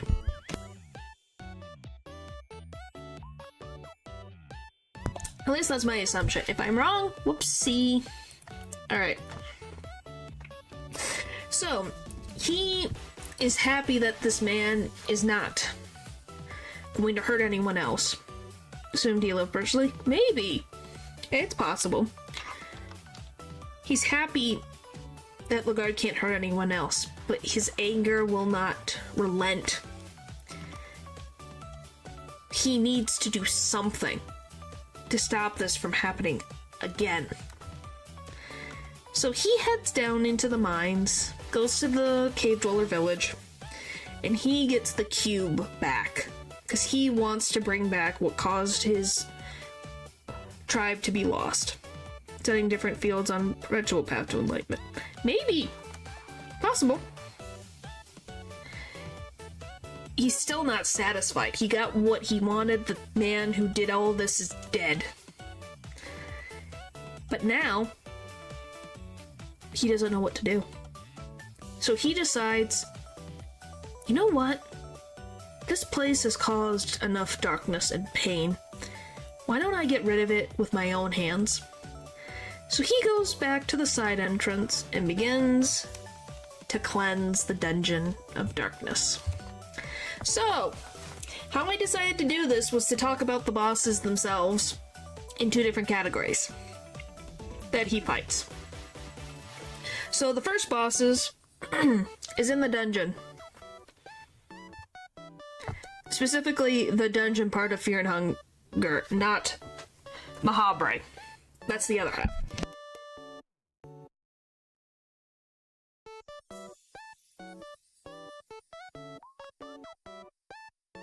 So, Iron Shakespeare's first. Told you he would come back up. So he's found in the side entrance of the dungeon, right at the beginning. This entity is literally just walking armor. There is no corpse, there's no body, there's nothing. It's being kept alive by some man's spirit. The spirit that inhabits this armor used to be called Shakespeare. But no, not the Shakespeare, just Shakespeare. And Iron is possibly the title that he had when he was alive, or based on the armor he wore. But when he is defeated, he turns just into a pile of iron armor and disappears. Next, the Crow Mauler. Because I used the same image of the Crow Mauler, I thought I would use this one. So, he was Reimer before he went mad from the dungeon. But, weirdly enough, the Crow Mauler is still completing his mission from when he was Captain Reimer, which is to cleanse the dungeon of the darkness. He'll find anything that still breathes in the dungeon as an enemy, as something that the dungeon needs to be cleansed, and will kill it. But once he dies, he drops a key that's called the Crow Mauler key. And once you go inside that room, you get the miasma. This frickin' sword is a sword that releases... What the frick? I put an X. I love random autocorrect.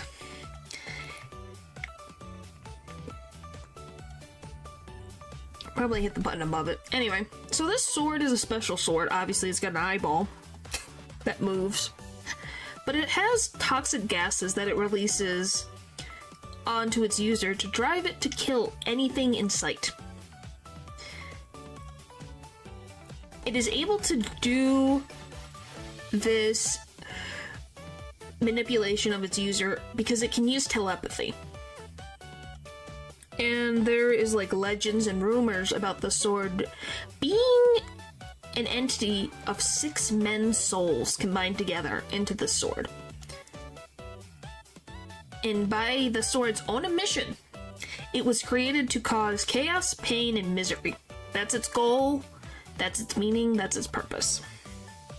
And the only exception to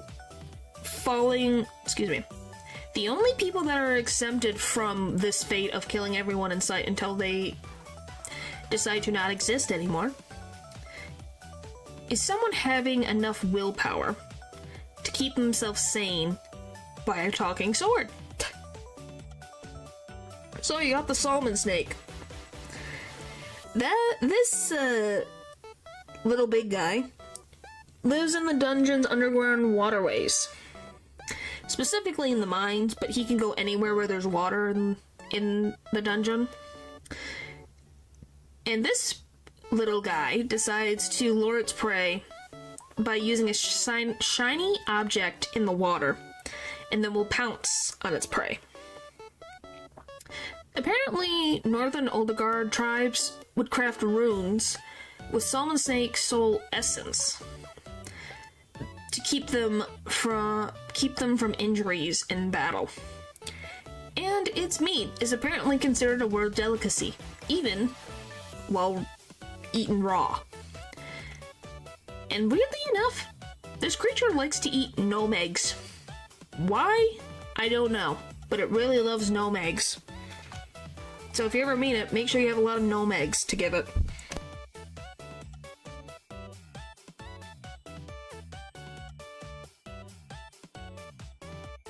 Alright, the cave mother.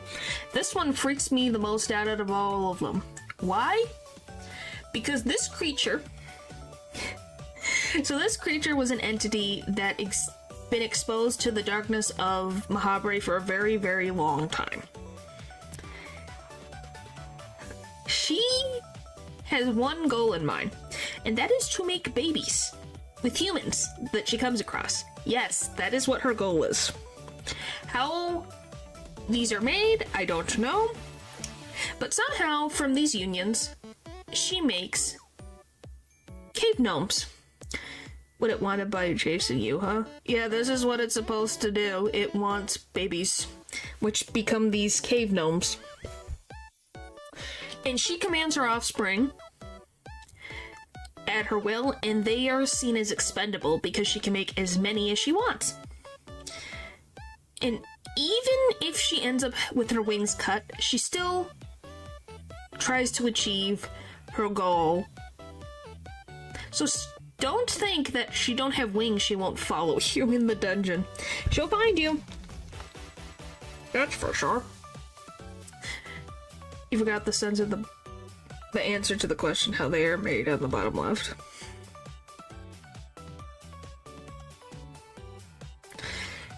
They just say a creature. You forgot to censor the answer to the question how they are made on the bottom left. Yuck, by the way. It is yuck. What do you mean censor? Oh.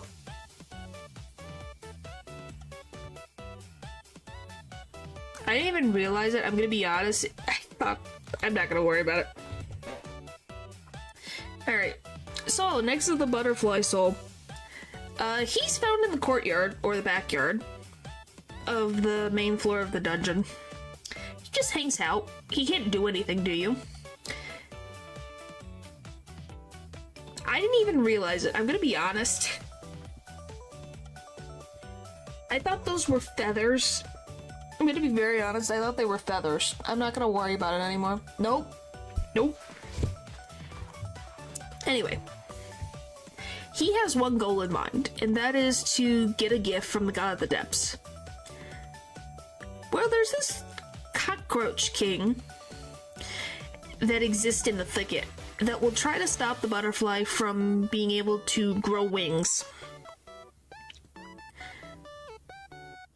But destroying the purple heart where the throne would be in Mahabharata allows the butterfly to achieve his dream, and that is to fly.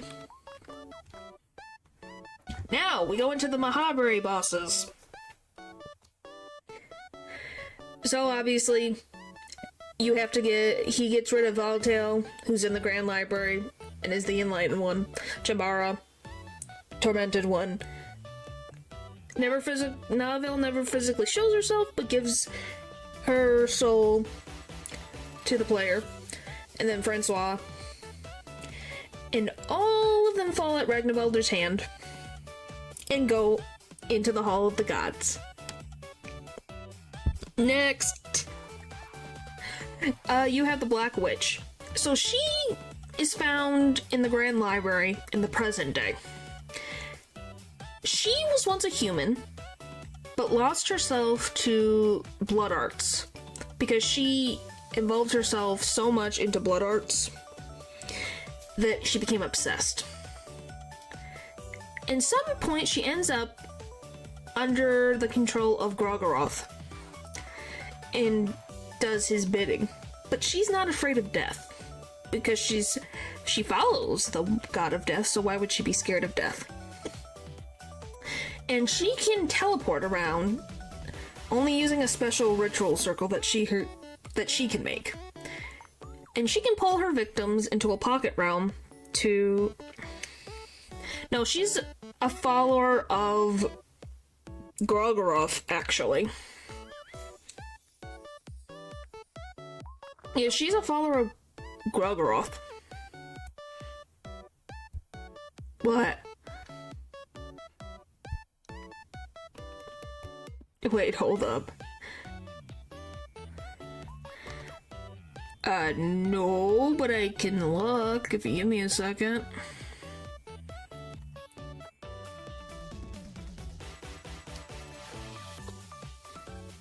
At the Grand Library. Yep, she's at the Grand Library. I wonder if it even has...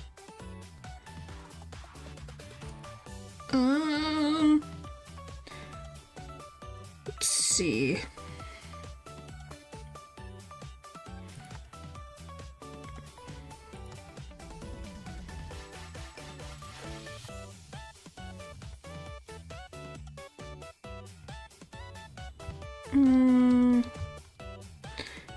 You just realized something?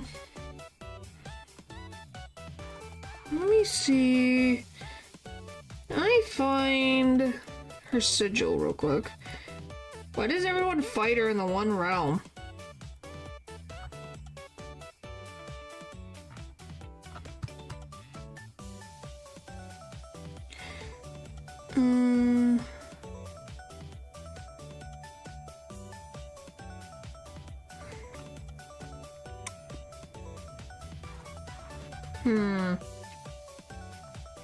I believe the sigil of the circle is the same one as the sigil of the little gods on the clock. I think so. In Grand Library.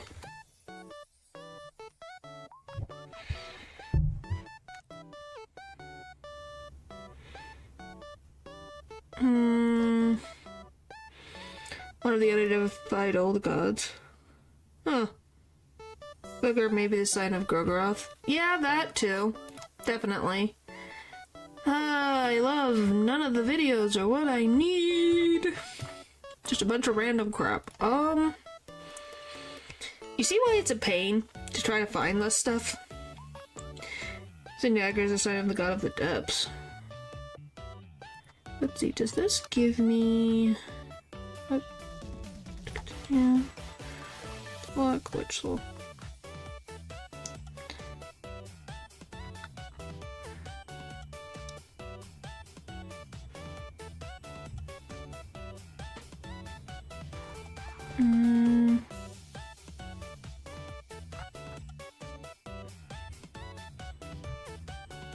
Let me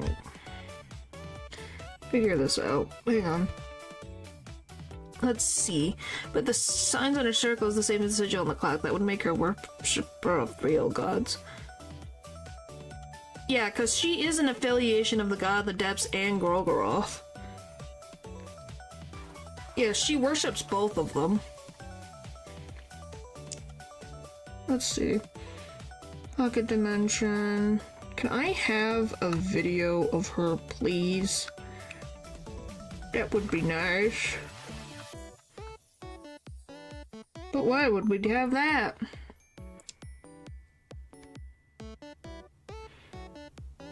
I'm gonna go to YouTube.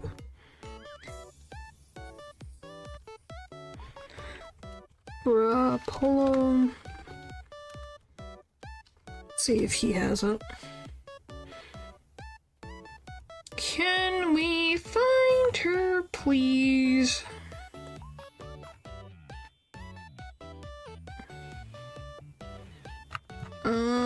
Yeah, I don't know if I can even find her. See if I have it. Okay, I cannot find anything else. Anyway, continuing on. So yeah, she has both. It's both. I think I just forgot it. Yeah, she's a follower of the god of the depths, and I think she got stuck under a contract with the Grogoroth. Anyway. Then we have the White Angel. It is found in the past of Mahabharata. And will only, and I mean only appear if Chambara is defeated. So somehow they're connected.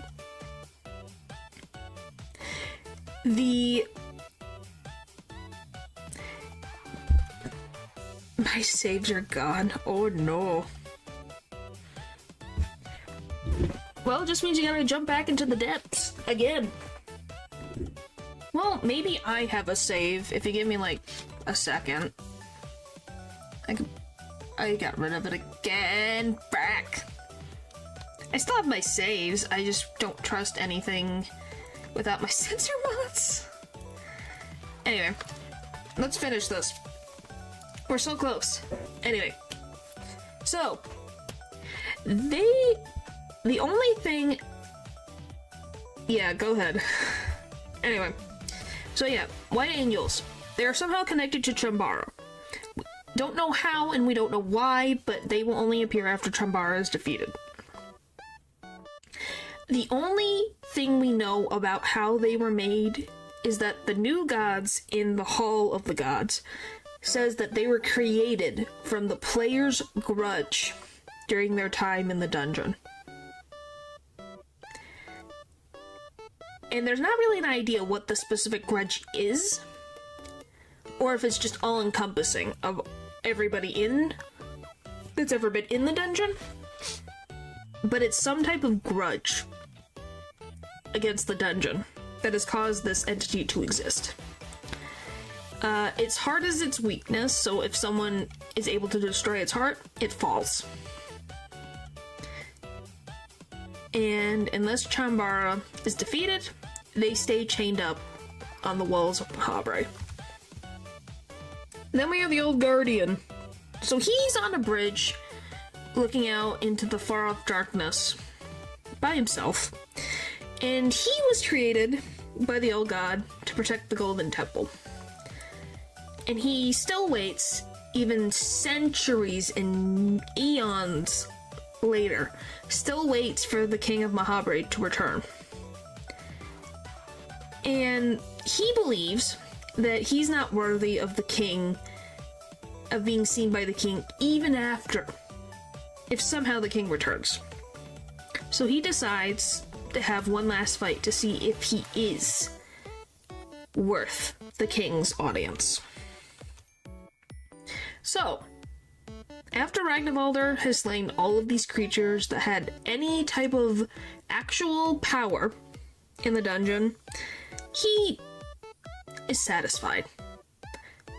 But then ponders and thinks that there's more darkness outside of the dungeon that he still has to slay. There's more out there than he could possibly fathom outside the dungeon of darkness.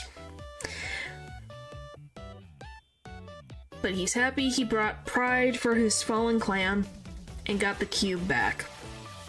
It's the Nat making a comment about something in an old stream. He truly damaged.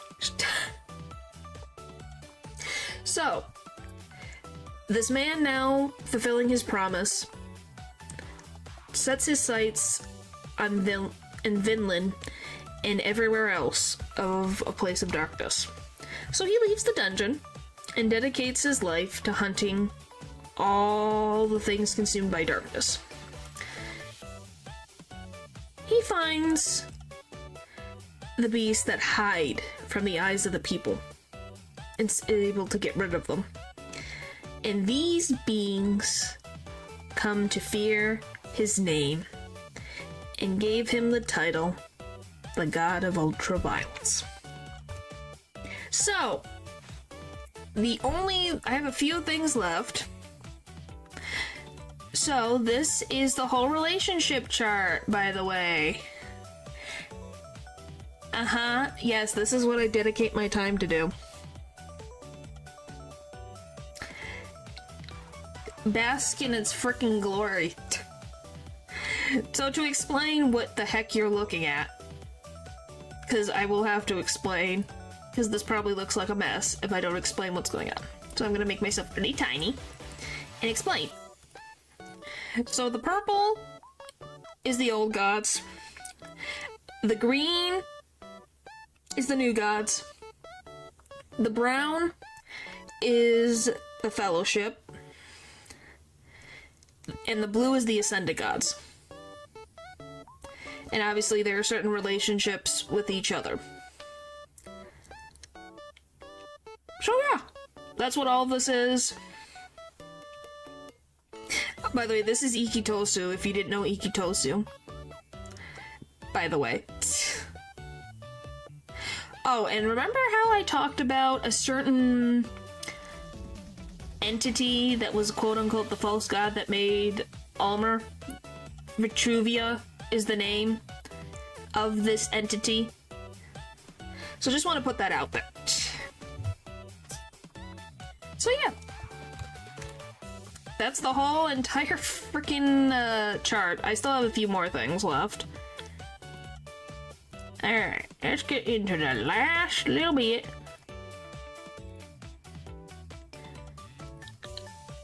We got 1, 2, 3, 4, 5 slides left. So what actually happened? What events are canon? What is not canon? What is going on in this place? What is happening? Who's alive? Who's dead? Who has actual descendants? Is Darcy actually crazy? Who knows? Well, I do. So, the God of the Depths is used as material or a foundation for Pesto, aka the girl, to become an ascended god. The guard is somehow able to become a new god, and seems to be successful with the help of Darcy. Anki is able to get enlightenment in his own way, without sitting on the throne, and he makes the skin Bibles that talk about the truths of the world that people were never able to have access to. Now, everyone understands what happened to the old gods, what happened to these new gods, and have a better understanding of the world. So, these books completely change how new and old gods get understood, taught, and thought about. Ragnvaldr makes it out of the dungeon with Moonless as a new companion, and they travel the world. He at some point actually remarries and has descendants. One of them being a participant in a future festival of Termina. Najra, our silly sailor mouth mage, survives as the only living new god to survive the dungeon. And he ends up being found in the rubbles by a future participant of a festival of Termina as well. So people assume, and people meaning the real world, assume Kahara took Pesto to the gauntlet. I think that he and Celeste are living happily with their child. Oh, did you read it? I got it, haha, I was right. Huh. I thought you were talking about this slide. So, all the new gods of the Fellowship end up in the Hall of the Gods, and they get to sit there forever with their past predecessors. And at some point, some, as I call them, new gods are made, or aka the junior new gods, as I call them. So some people make their pilgrimage down to Mahabra and take up the new god pedestal. So, the Dungeon of Fear and Hunger ends up destroyed at some point, whether that is from Rondon deciding that this is the only way to contain the darkness is to destroy it, or the passage of time. He went home to him, if only for the kid, but I'll see you about it forever. I think he went back. That's all I can say. I hope he went back and had a happy life. Yes, he had PTSD. But I hope he was able to be happy. Anyway, the dungeon is completely crushed either by time or because this was the only way they decided to contain everything. After Searle and Seymour and Jan and Buckman return to Rondon, I would assume that the dungeon was destroyed, just to contain everything. But Mahabre is still standing, even underneath all of the rubble of the dungeon. There is no in-game confirmation of which endings, if any, are canon. The developer, aka Miro, has said all the endings, in some way, are canon. And we go to our next destination, Freville, or Fear and Hunger Termina. And that's the story of Fear and Hunger 1. And I did it in under 4 hours. Haha. There we go, I did it. I'm satisfied. So that's all my slides. That's all of them. Any last questions, I guess? Oh, holy moly. Thank you. Thank you, thank you. But yeah, I don't know, if there's any last questions, I'll take any last questions. All I can say is Terminal will be put into a separate slides. Like I said, I'm at 190 for just Fear and Hunger 1. I'm scared what Terminal. I just got here. Will there be an upload? This will... After I finish the stream, it'll be all available. Once I end stream, it's always gonna be there. It will always be there. So you can literally go back and watch it anytime you want. Unless YouTube has some problem with it, but otherwise it should be fine.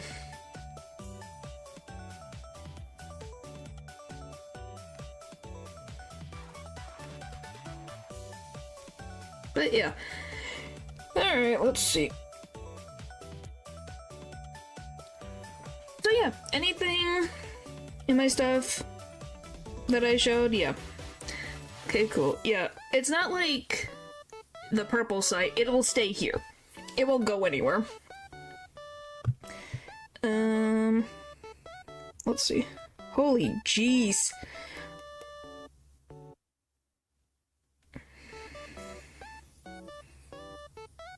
Alright, I guess.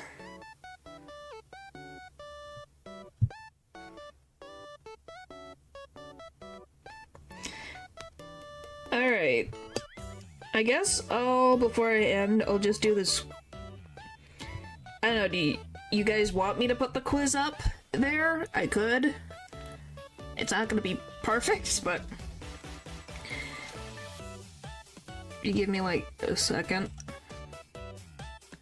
Maybe if I do... Okay, give me like 2 seconds while I figure out... I'm just gonna zoom really far into /freaking Gilbert's face. Just give me a second.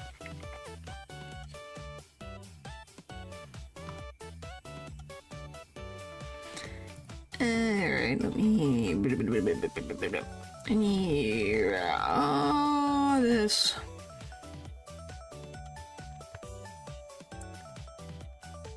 Oh, frick. There we go.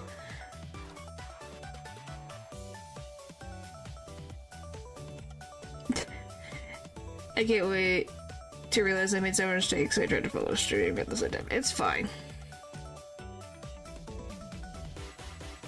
Hopefully that works. Where does it... Oh, I got close. Okay. Now I can make this smaller.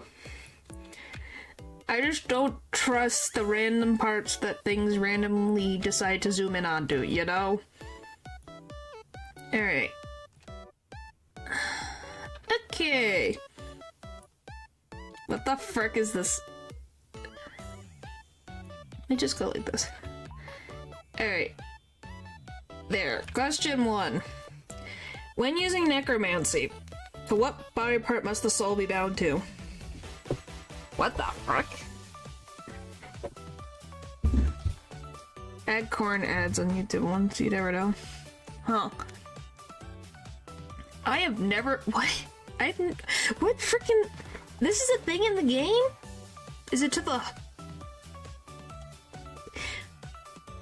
When using necromancy, to what body part must the soul be bound to? Well, it's not the third one. It's a 50-50. What the frick is it?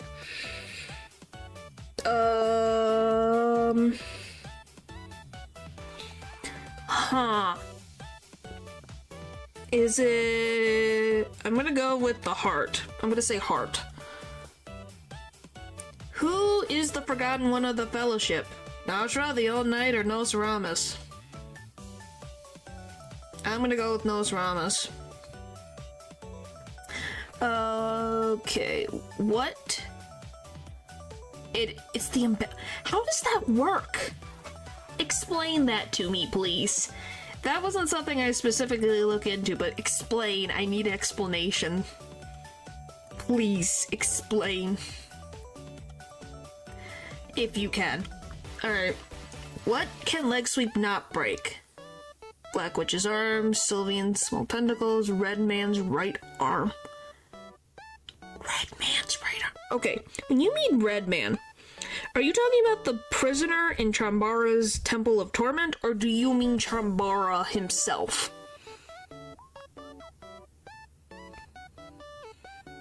But it's in the Book of Flower Magic, I believe. Okay. I will keep that in mind. I just need to know which Red Man are you talking about. There's technically 3 of them. There's Chambara, there's the random man inside the Temple of Torment that's whining all the time.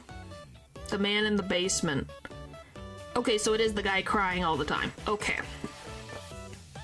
I just wanted to ask, I'm like, who are we talking about? Because this could be any of them.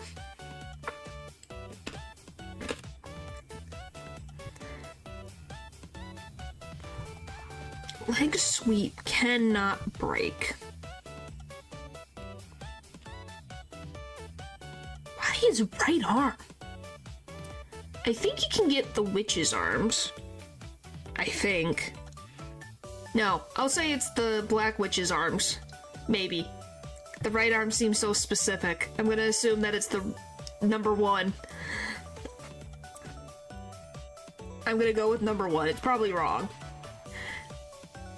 Number 5, I'm gonna go with 3. Is Moonless a good girl? Yes, yes, she is. Is it the frickin' right arm? Is it the frickin' right arm? Why, Miro? Why?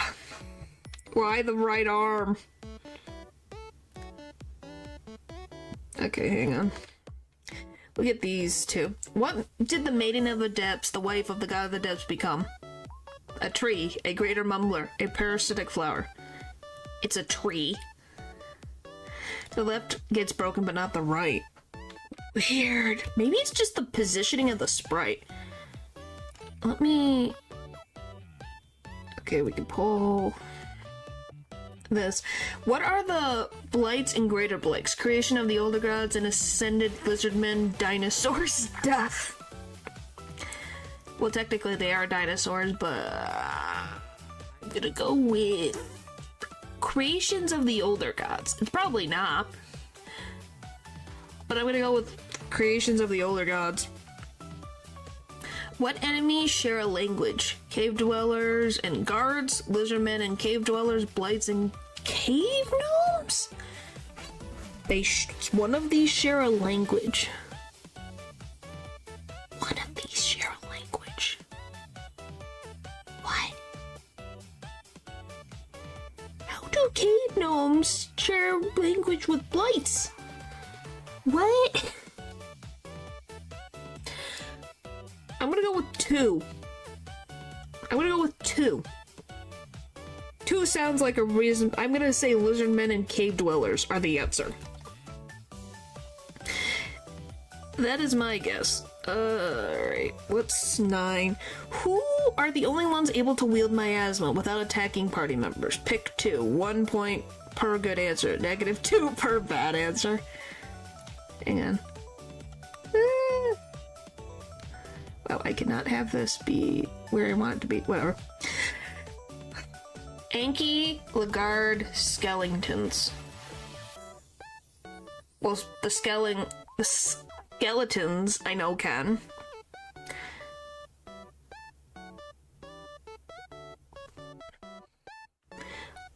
What? Anki can't hold a sword! Is it Lagarde? It's gotta be Lagarde, because there's no way Anki can- he can't hold a frickin' regular sword! Let alone a miasma! So I'm gonna go with those. How is the Hexen table also called? The Tessin table? The Tetchin table? What the frick? The blights are ascended lizardmen? Really? Really? I am in shock.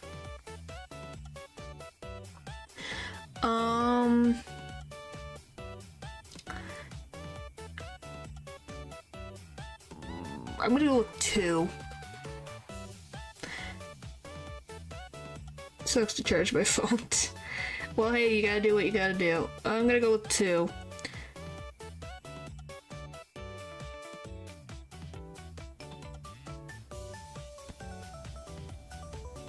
Why does Gargaroth grant his power to mortals? Blights and cave gnomes share a language? Really? Huh. And why does Gargaroth grant his power to mortals? Because he can. And he's interested in humanity. That's my guess. Anyway, good quiz, Paul, thank you. I learned some new things about the dungeon. I'm trying to think, how do the blights and cave gnomes have the same language? How does that work? I'm so confused by that. That confuses me brain.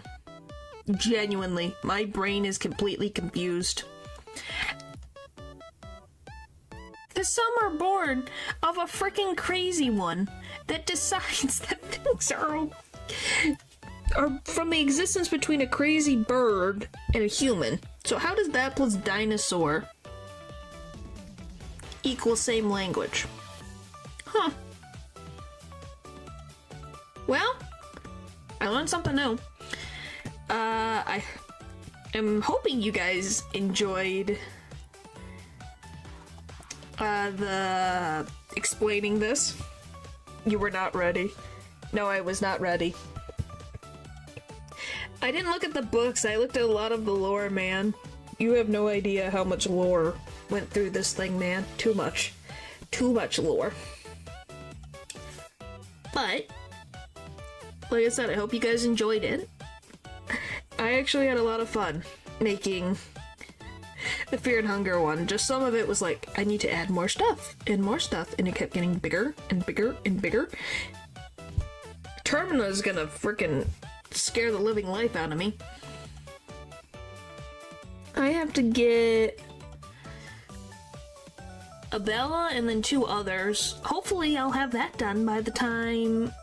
Well, since I got most of the endings, like I said, maybe Miro will have the update done. We'll see. Obviously he should take his time, but it would be very funny if it popped up. So, we'll see. Obviously, if the update doesn't come out when I release the Terminix Explain stream, I'll do, like, an update depending on how much stuff gets added. Because I'll do, like, an update of that eventually, once that happens. Maybe wait a little. Well, it will take a long time anyways to get to Termina. I only do these once a month or once every 2 months. Because it takes so long to research and put the PowerPoint together. As you can tell, almost 200 slides takes a little while. But yeah, just really depends. But yeah, we'll see. Obviously, Termina's gonna be next because I like to keep games in a series together. Ooh, holy moly. But yeah, the dungeons forever have more to discover. There's just a lot of little teasers recently. But yeah, we'll see. It still will take me forever to get through Terminum. if I'm working on it and he releases the update, it just means I'll have to look through a lot more. But we'll see. We'll see.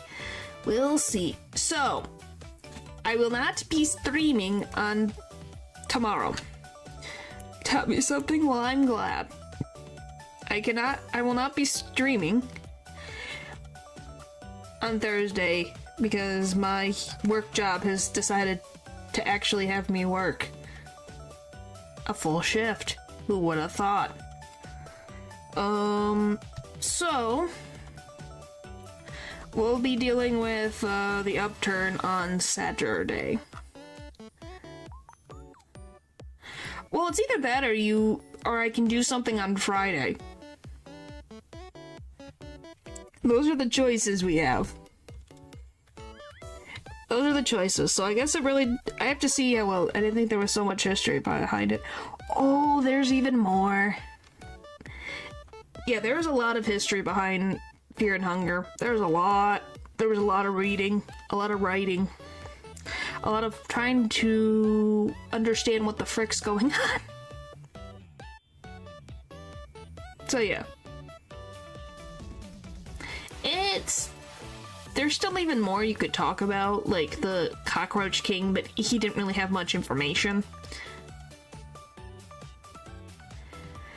But yeah, it's a summary in the most way to understand the world. If anything, if you go into the dungeons yourself, at least you'll be better prepared. But all I can say is the dungeons will find you one way or another. So, good luck adventuring in the dungeons. But I'm gonna be honest, I think the dungeon is easier to traverse than Termina / Preville. I'm gonna be very honest with you. That's probably not a good... Probably a... minority... The